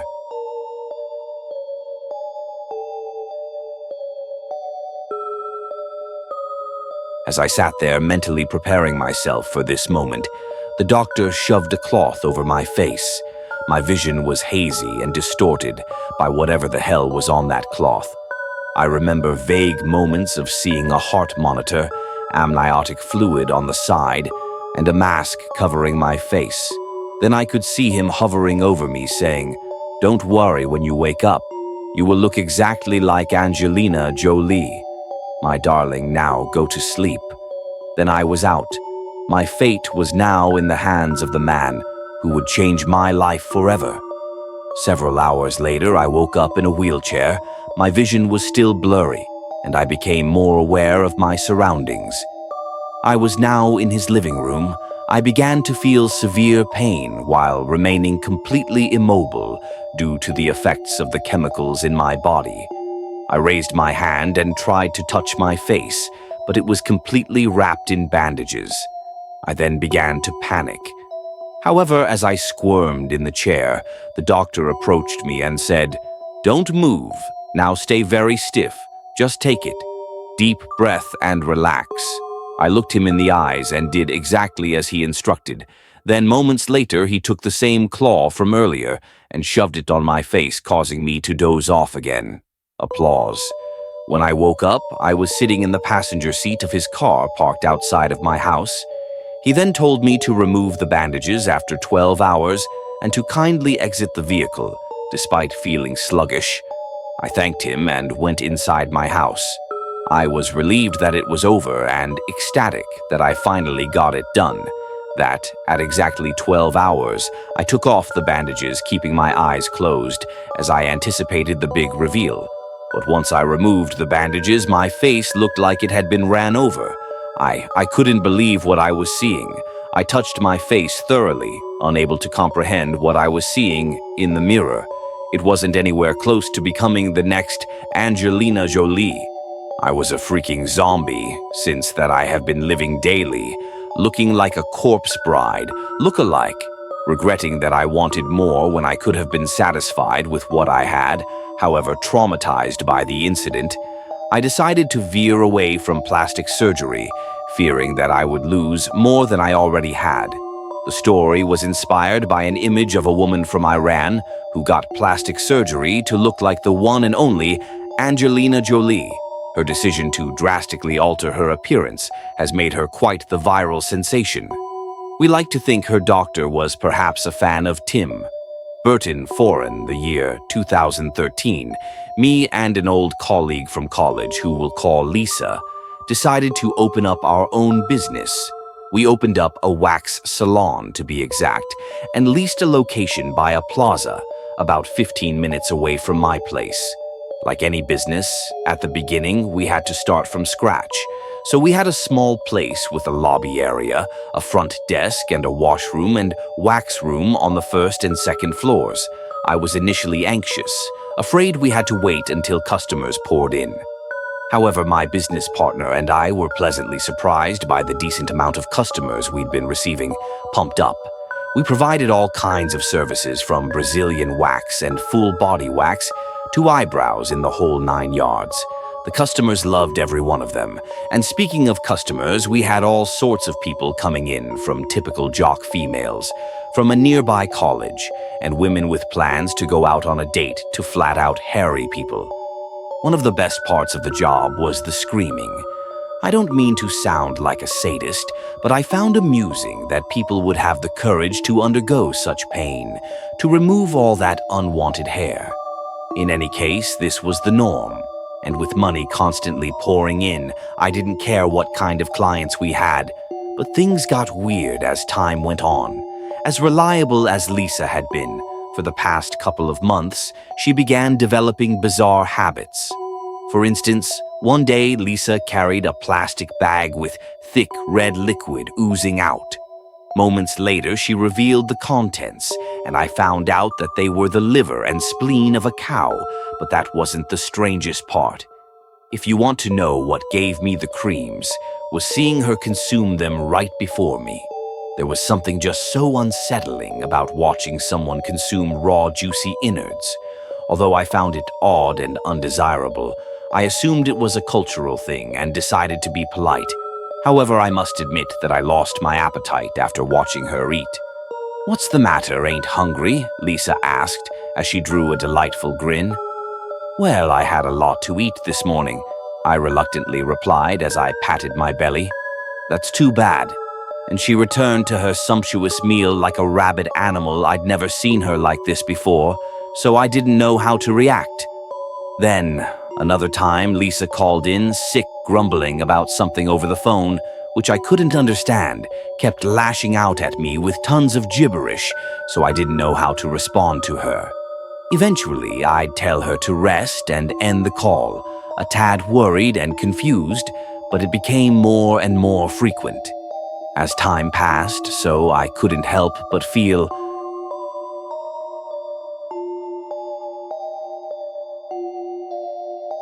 uneasy when Lisa came back to work again. She'd sincerely apologized, reverting to her usual self.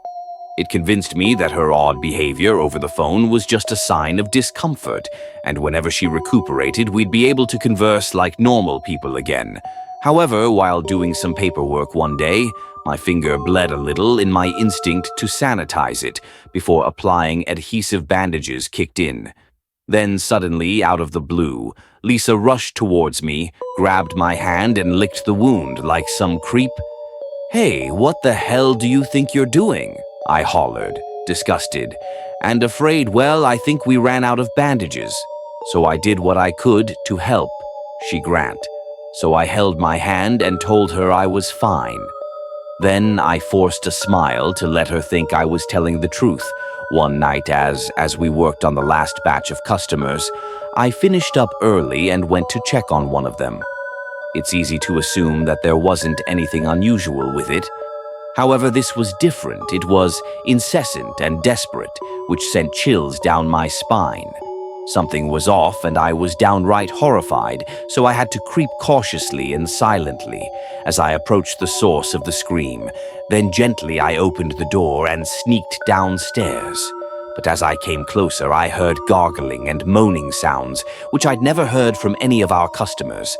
Before, I slowly made my way towards the wax room and began to quietly open the door, when suddenly Lisa came barging from behind me, slamming the door shut, unable to stop my body from trembling. I could see Lisa's mouth completely covered in blood, looking at me with a sadistic stare in her eyes. "I'm sorry, I didn't mean to barge in." I immediately dashed towards the stairs, hoping she wouldn't follow me. Then I sat by the front desk, unable to decide whether to call the cops or get the hell out of there. I was so nervous that I bit my nails, constantly sweating as I curled up into a coil. Moments later, Lisa came upstairs, reaching for my hand as she apologized about the ordeal that just took place. "Sorry about what just happened. I just had a late lunch," she said, insinuating that she had a bite of cow's liver, which gave her that frightening appearance, desperately trying to conceal my fear. I smiled and played along. Moments later, she asked me to leave early, insisting she'd stay behind to clean up and close the shop. Without thinking twice, I grabbed my purse and ran the hell out of there. Eventually, I called Lisa and told her I wanted to lease out the building and never see her again. What we were doing, so I could tell she was confused and hurt by the tone of her voice on the phone. I had to tell her several times that I had made up my mind and wasn't willing to compromise. She eventually caved in, and that was the last time we spoke. As the months passed, she became a stranger to me. Unfortunately, I never knew whatever became of that customer, but sometimes I'd wonder what could have happened if this business had continued. Would she have consumed me? Eventually, I shook my head, hoping I'd never see her again. For an urban legend inspired by the notorious Ronald McDonald, and of course the popular Big Mac from McDonald's, we wanted to animate the origin story of what caused the Big Mac to be what it is. Today, seeing as traditional hamburgers, all look generally the same, with the Big Mac being the exception. Here's a disturbing animation for all the Nightmare Fuel fans out there. Just know that we definitely emphasize the Big. And Big Mac. Have you ever wondered why the classic Big Mac always had 2 patties in it? Maybe it's a standout from the competition. I beg to differ, since hearing about the most uncoveted secret that they've been keeping confidential for all these years. For those that hear my story, don't say you heard it from me. This story happened to a friend of mine, we'll call one of the guys Harold, and his fellow acquaintance Kumar, for the sake of the story. Apparently it all started when the pair were at Harold's house watching TV and getting under the influence. I don't know what their choice of beverage or whatever was, but it sure did give them bloodshot eyes after about a dozen sitcoms. Both of them suddenly looked at each other dead in the eyes and shouted in unison, "I got the munchies. You got any food?" Come on, man, I know your mom probably hooks you up with leftovers from a restaurant. My mom works at a massage parlor. You idiot. Geez, well, I could use a happy ending too. The pair both head to the kitchen to check if there was any food remaining in the fridge. But to their dismay, there was nothing but an expired loaf of bread with mold growing on it. Kumar then suggests that they order some takeout. Harold immediately shuts down Kumar's request, attributing his reasons to being broke and not owning a single dime to his name. Since his last retail job, they both then mutually decide to go for a midnight stroll and find the nearest fast food venue to relieve them of their munchies. Dude, look, there's a McDonald's. Down there, I think we should hit it up. Do we have a choice? There isn't a White Castle or any other restaurants open. Mr. Harry nuts as they approach the McDonald's. They encounter something bizarre in front of the parking lot. There lied an enormous piece of round bread with a huge slice of cheese on top of it. The pair stood there, dumbfounded. Why would the staff own such a large piece of bread in front of the restaurant like that? And how did such a food exist in a dimension that size? Nonetheless, Harold brushes the notion off as some silly promotion for an upcoming hamburger at McDonald's. As the two head over to the front, they notice that the restaurant was closed, and the only way they were going to get food was at the drive-thru. That's when Kumar storms off towards the drive-thru menu, standing at like a hungry dog, hoping to get an end to his munchies, when the pair finally came to a consensus and what they wanted to order. They approached the drive-thru window and found a large bundle of red cotton protruding from the inside. Due to my tripping, are you seeing what I'm saying? Looks like strawberry cotton candy. Okay, well, I ain't eating that. It probably has debris and bird crap in it. Out of nowhere, the red cotton yanked through the window and into the restaurant. The two glanced in the window, trying to find any staff that might have been lurking inside. I'm not loving it, dude. I think I'm hallucinating. Is that you? That's when a giant face of Ronald McDonald appeared from inside the drive-thru window. The pair couldn't comprehend if they were faced with a behemoth in the flesh, or if this was just a figment of their under-the-influence stupor. The clown then makes it clear that he wasn't pleased with Kumar's remark, saying, "Don't ever talk bad about my luscious hair like that, you little rodent dude. This is some kind of robot, like those animatronics at Chuck E. Cheese. I'll get a hamburger, sir." "Yeah, I'll get a hamburger too. Would you both like to be a part of the grand promotion of the Big Mac? It's a new McDonald's hamburger." Sure. Dude, as long as we get our food. ASAP, we got the munchies. I'll take care of it, dude. Credit card, please. Well, unfortunately, there's no ATM around here. Yanking him inside. What the hell is going on? Harold tried prying the window open with his bare hands, but it was locked from the inside. He then tried opening the front door, but it wouldn't budge, and a fit of hunger. Harold heads back to the drive-thru window and begins slamming his face against the glass while yelling, "Open the door. I'll make sure McDonald's fires you. You stupid clown." Something catches Harold's eyes that made him run towards the McDonald's pole and climb in. An instant, Ronald McDonald climbs up the drive-thru, revealing himself to be a giant, a modern David versus Goliath. Harold held on for dear life, staring up at the eyes of the Leviathan. The clown then pinches the pole and begins to shake it around while Harold screams for dear life. "I bet you use them," taking it on the pool. The clown then grabs Harold and tosses him toward the front of the restaurant, landing on the enormous bread topped with cheese. That's when the giant began to maniacally assemble the so-called Big Mac, suffocating Harold with another piece of bread. He then topped it off with a few condiments, and then finally the crown to top it. All off my territory. The world will now. We shall rule all fast food chains and restaurants. I love it. I'm loving it, foreign a lot. Towards the end of last year, I needed my body to be in the right condition for the big year I was planning on having, and I wanted to be ahead of the curve. So instead of waiting until January, I got the jump on the New Year's resolutions and started working out around the end of November. I hadn't gone to the gym in a while, but I knew how it usually went with the guys there. I don't like getting catcalled and stared at constantly, so I would always work out late at night. However, there was one guy who I didn't mind too much when he catcalled me.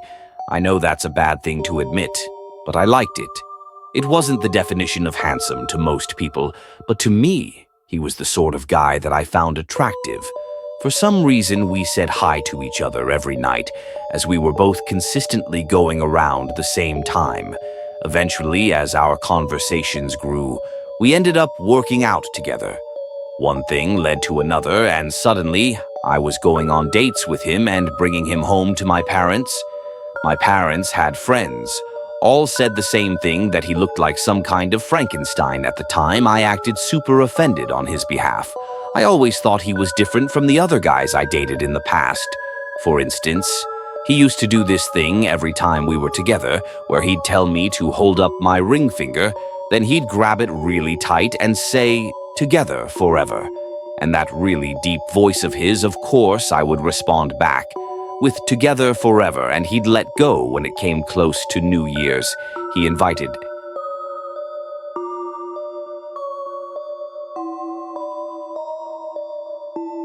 me over to his house for a dinner party to meet his family. It seemed important to him, so I agreed. Unfortunately, when I got there, the romantic fantasy I was deluding myself with started to fall apart. I knocked on the door and my boyfriend answered. Bringing me inside, the first thing I noticed was that the house smelled horrible. I wanted to throw up so bad, but was somehow able to hold my composure.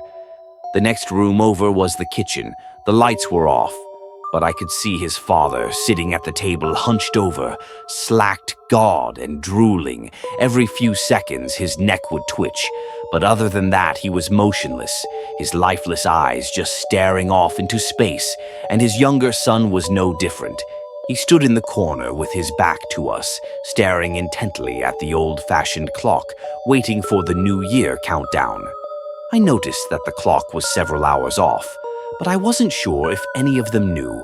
I could also see his mother by the same, and for some ungodly reason she was washing the family cat, and the cat was just as big scout as the rest of them.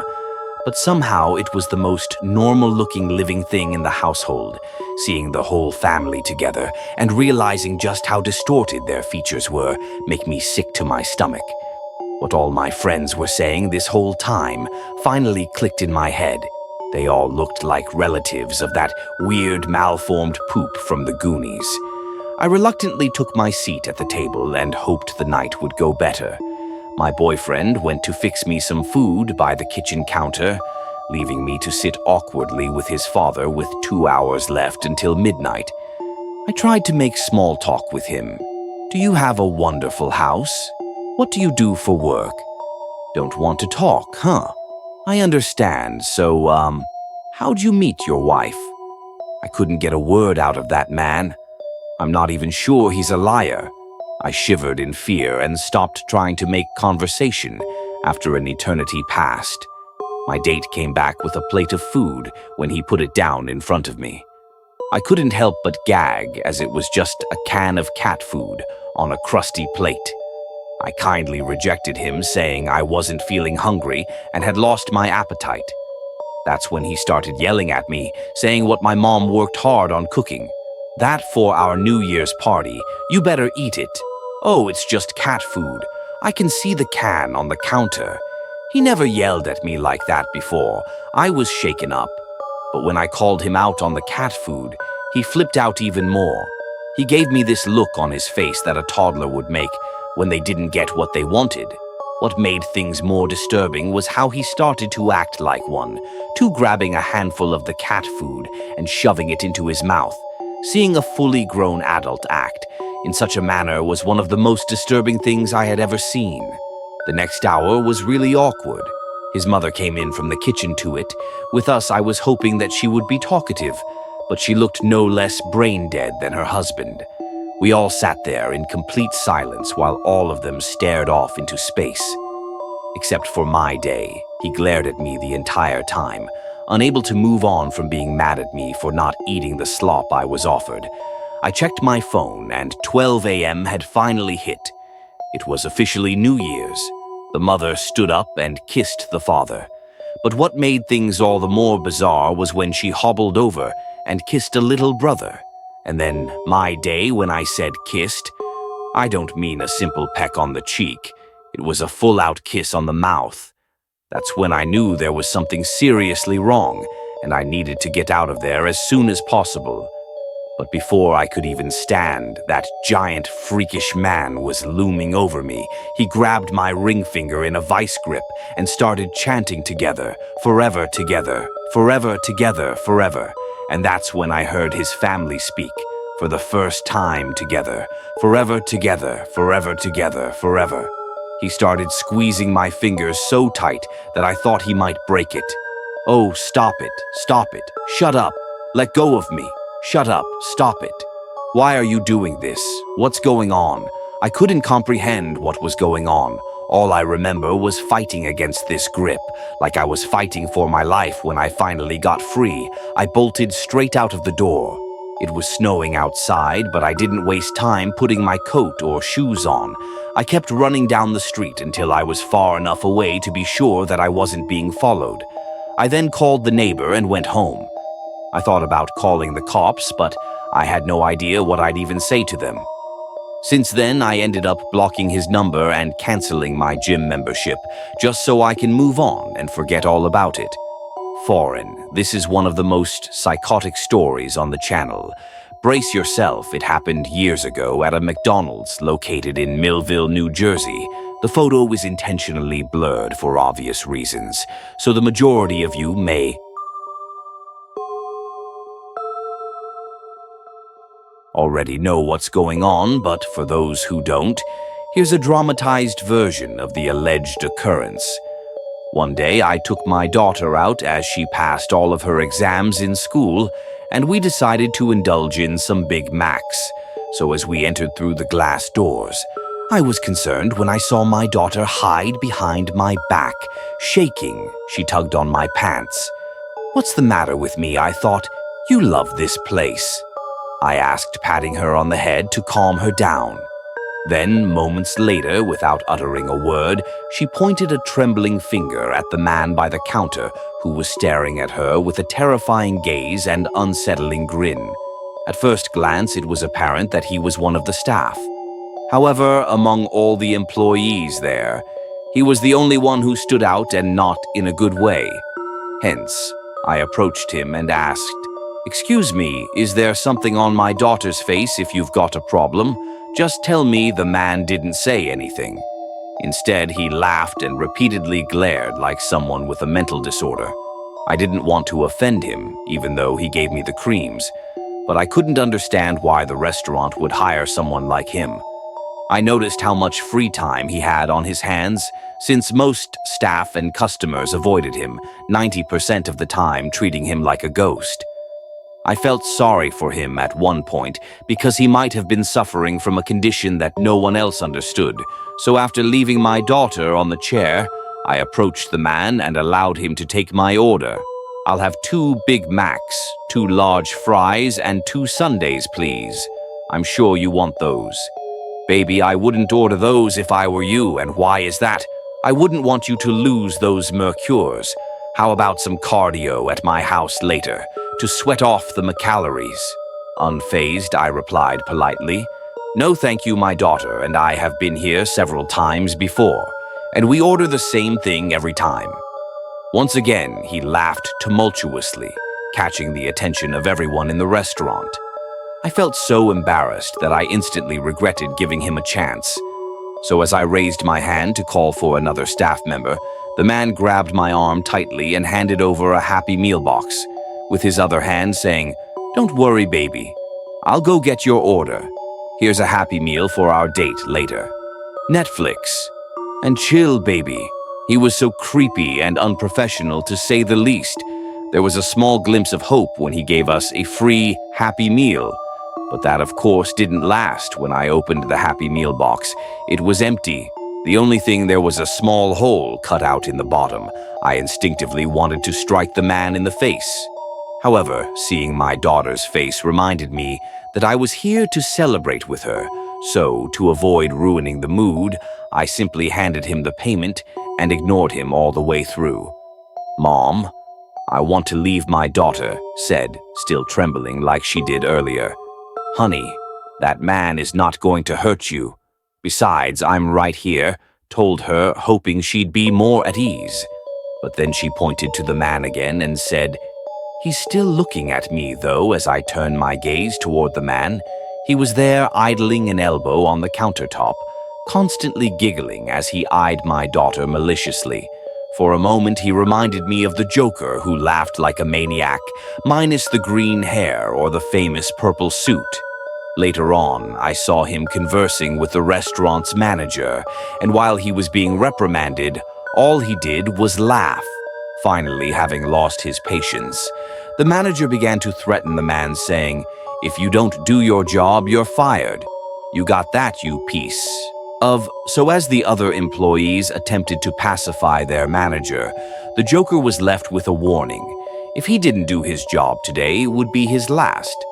Some customers were actually spooked by what they saw, prompting them to leave the restaurant. So moments later, when I was called to the counter to finally get our Big Mac's fries and ice creams, I was persuaded to do the same thing as I took the paper bag containing the food. I noticed the lunatic snicker, saying, "I hope you enjoy your meal. I had a little extra sauce in there." I reluctantly extended my gratitude and left with my daughter. Then, as we got into the car, my daughter opened the paper bag and grumbled about a foul stench.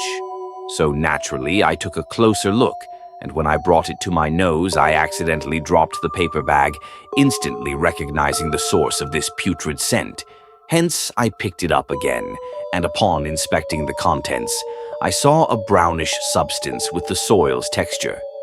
However, based on my experience, I knew too well that it was something a lot more unpleasant than near soil. Holding my daughter's hand, I stormed back into the restaurant and yelled, "Where's the manager I used to speak with right now?" One of the concerned staff approached me and asked, "What seems to be the problem, ma'am? Perhaps there's a way I can help you without having to inform the manager," the young man pleaded. Tell you this restaurant for poor sanitation and service," I replied with my arms.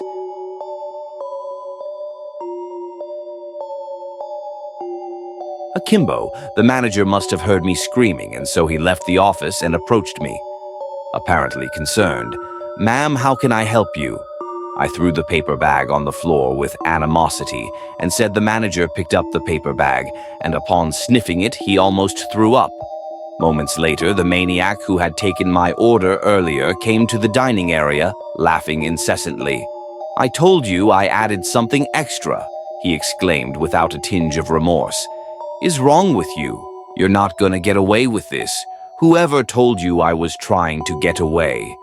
"Laughter," he said, laughing minotaurally.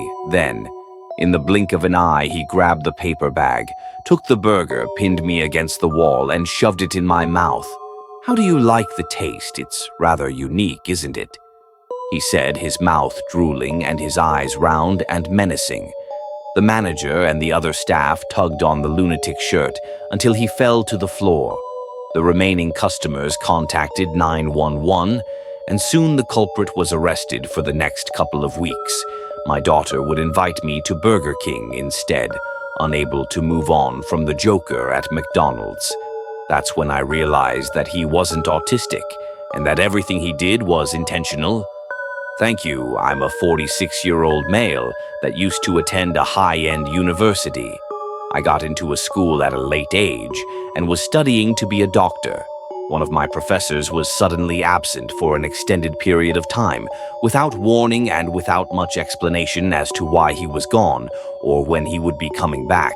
We were left with someone who we'll call Mitchell as our substitute. Professor Mitchell was one of those guys in the KISS, up to apprentice to tenured professor pipeline. It was very smart and unofficially taught several courses at the school, under the wings of a handful of professors who treated him like some kind of academic prodigy at the end of the day. Though he was just a student like us.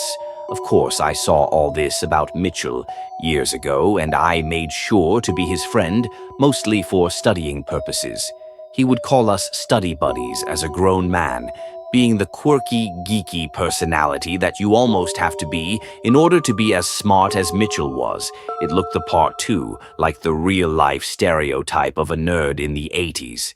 He had the big buck teeth with braces, the thick-rimmed glasses, the lame haircut, the same boring outfit every day, and he was always carrying a stack of textbooks under his arm when he was going anywhere. I found it amusing when he used the same fork he ate lunch with as a pointer during his lectures, but from being his study buddy, I always knew he had an uncomfortable obsession with taking the same fork around in his pocket. Everywhere he went, everybody was doing poorly in Mitchell's class. People were dropping out like flies. And it wasn't because he didn't know what he was talking about. It was purely because he was the most gigantic and uncompromising hard-ass he could possibly be. About everything, Mitchell would cuss you out and humiliate you in front of everyone if you got one of his questions wrong. It was just funny how these quiet little geeky people show their true colors the second they get a bit of power. I was the closest thing he probably ever had to a friend, but that wasn't enough to catch a break one day. I was so close to failing that I pretty much begged this man for mercy. "Hey, Mitchell, I appreciate that you're teaching the course while the professor's gone, but if I'm being honest, I'm kind of struggling right now. Do you think there's anything you could do to help me out? Like maybe some extra credit? There's no such thing as extra credit here, but if you need a little extra help, I'd be happy to offer you some extra lessons and tutoring outside of campus." "Ah, sure, that'd be great." "My place, like usual, dude. This isn't a study buddy session. Dear friend, you are my pupil this time. It is only customary that I should host you in my home while I teach you. Sure, I'll see you there." When I got there later that day, I remember Mitchell greeting me as he oddly wore his lab coat. The house seemed totally normal from the outside, but from the inside, I saw that the majority of the space had been turned into a homemade laboratory. Eventually, the two of us sat down by the coffee table and got to business. Mitchell was hopped up on a lot of caffeine, maybe something else too, and was talking a mile a minute, like he was reciting the entire textbook of the course by memory. I was struggling to keep up, but I think it was psyching me out more than helping me learn anything. After a little while, Mitchell excused himself to the bathroom. "Wow, that coffee's hitting me right in the breadbasket. I gotta take a crap. Be right back, left alone." I took another look around the room. That's when I heard a strange low noise. I couldn't tell what it was, but it made the hairs on the back of my neck stand on end. Then I heard it again, and this time I was sure that it was a person.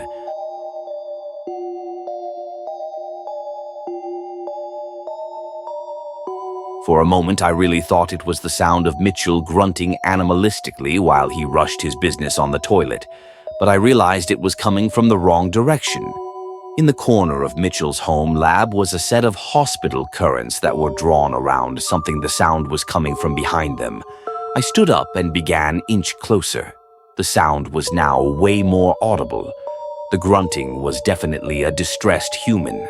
I reached my hand out and quickly yanked back the curves and saw the most disturbing, blood-curdling thing I have ever seen.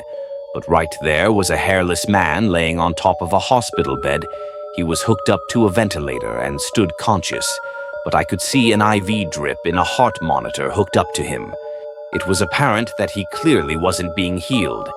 Here, his face and body were unnatural looking, and I could tell that there was some kind of amateur plastic surgery being done on him. Then it hit me like a ton of bricks. This was my professor, the one that had gone missing from school. He had been here the whole time. I almost threw up at the realization that Mitchell was responsible for all of this, knowing that he was a complete psychotic med student with disturbing intentions. I could barely recognize my professor. He cried silently as he stared at me, clearly begging for me to save him, and then his eyes widened slowly. He tried to quietly close the curves, but when I turned around to make sure he was standing right behind me, I was quick enough to jump out of the way and managed to get around Mitchell and sprint out of the house. When I got to the gas station on the corner, I stopped and pulled out my phone to call the police. By the time the police responded, Mitchell had disappeared without a trace. However, he didn't leave before taking a piece of his pet project. As a momentum, approximately 7 days later, They discovered Mitchell hiding in one of his relatives' home. Mitchell was immediately apprehended and put behind bars. As for the professor, he miraculously survived and went back to teach the same classes. He now has to wear an eye patch for the rest of his life. But what makes my skin crawl was how it was revealed that Mitchell targeted vulnerable, elderly people who trusted him as a friend, student, or doctor. Part of me still thinks Mitchell wanted my eyes like he did that Professor Foreign. The new year was just around the corner, and I wanted to celebrate it by going downtown for the countdown. I knew it was tedious, since it would take me an hour to reach my destination. But it couldn't be helped because I had no one else to spend New Year's with. What a bummer I had to live in Canada, moving away from family and friends in the US to accept a once-in-a-blue-moon offer that would hopefully help rectify my family's financial issues. So even if I didn't want to be alone, sacrifices were necessary. An hour passed, and I finally arrived downtown, surrounded by a massive crowd of about 100 people. Then the new year eventually came, enticing every couple and family member to land a kiss on the cheek or lips of their loved ones. It was a bitter pill to swallow, but I must admit that I was dejected, envious of all the people who had someone to share this special occasion with. Nonetheless, there was no reason for me to stay in hibernation mode in my apartment as I watched the fireworks flutter in the sky. All I could think about was what New Year's resolutions I had planned to set for myself for the following year as I was bombarded with the soaring crowd. I started getting bumped and pushed around like I was some kind of super featherwing. Then, moments later, I was pushed from behind by some random woman who held her boyfriend close to her. I looked at her and I could tell she was dismayed by my presence. So infuriated, she gave me her 2 cents, saying, "You'll watch her see you're stepping on me. Don't make me link up my shorties or rush you little ways you did." Before I grabbed my ting, still not wanting to add more insult to injury for the night, I simply apologized. They moved away, having lost my enthusiasm. I decided to shrug it off and wait for the bus heading home when it finally arrived. I wasn't surprised to see that it was empty. After all, everyone else was still downtown, partying to their heart's content. I used to have to sign, alleviated my negative emotions by listening to some Christmas songs on my phone when I finished paying for my bus fare. My peripheral vision caught sight of a seemingly friendly couple sitting at the back of the bus, seemingly smiling from ear to ear. They sat still with their eyes glued directly towards the seat in front of them, not saying a word. This gave me the impression that they were easy to interact or have conversation with. So instead of avoiding the opportunity to make new friends, I decided to approach them, however, as soon as I sat across from the couple, hoping to start my first positive interaction of the new year. The man's smile changed into something more malicious as he scanned.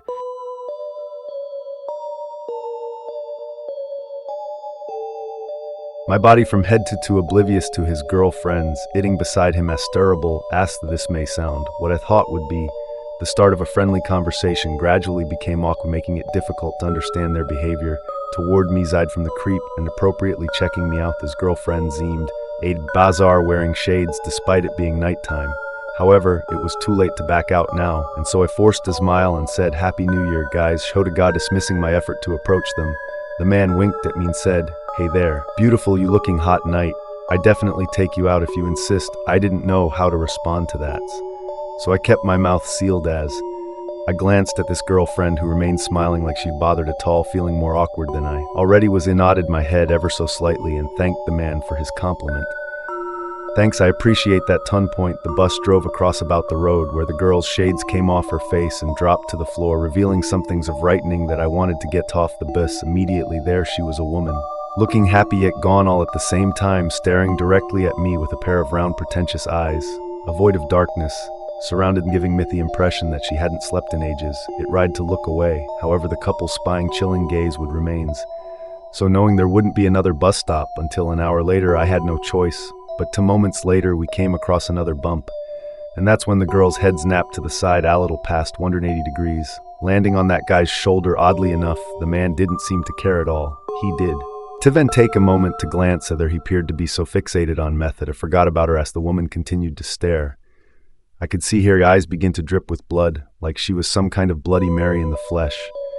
I was completely horrified and grossed out, constantly checking the time on my phone, hoping I could just get off the bus. And moments later, the man asked, "Hey, would you be helpful, little girl, and help me bring my drunk girlfriend home? 4 hands are better than 2, right?" Anxious and pessimistically cautious, I politely declined, thinking it could all just be a part of their scheme. However, the man frowned, unable to accept my reply. "Well, I'm not asking you to, I'm telling you to," my body trembling. I held my ground and said, "No, she is not my responsibility. Besides, you're more than capable of taking her home. I don't care, you will do as you understand and need your help. Please, ma'am." And without holding back, the man shattered the glass window next to him with unbelievable strength and rage by slamming his fist against it. High with all the rockets back there, the bus driver hollered, "Mind your business." Old man, attention grew as the bus driver stepped on it, accelerating his speed. "Don't provoke me, boy." Hekameto, a sudden Hall glanced at the crazed man and said, "Get off this bus now." His ate in a fear, unable to move a muscle. As the creep chuckled ominously, heedless of the driver's words, "What if I say, no, this doesn't have to get ugly, boy. I'll say it one more time. Get the hell off the bus while I'm calling the cops." They glared at each other for a moment until the creep finally caved in, and then he picked up the woman on his shoulder here, eyes still open as they both left the bus. The bus driver proceeded to drive off. He managed to arrive home safely, falling asleep almost instantly due to the stress, but when it turned on the TV to watch the news the following day, the reporters spoke of a man wanted for a potential murder case. Upon seeing the photos on the screen, I covered my mouth in disbelief as I recognized the mask, the man and the woman from the bus that night. I couldn't help but throw up that morning, wondering if that woman was even alive to begin with, recalling how she stared at the entire time we were on the bus.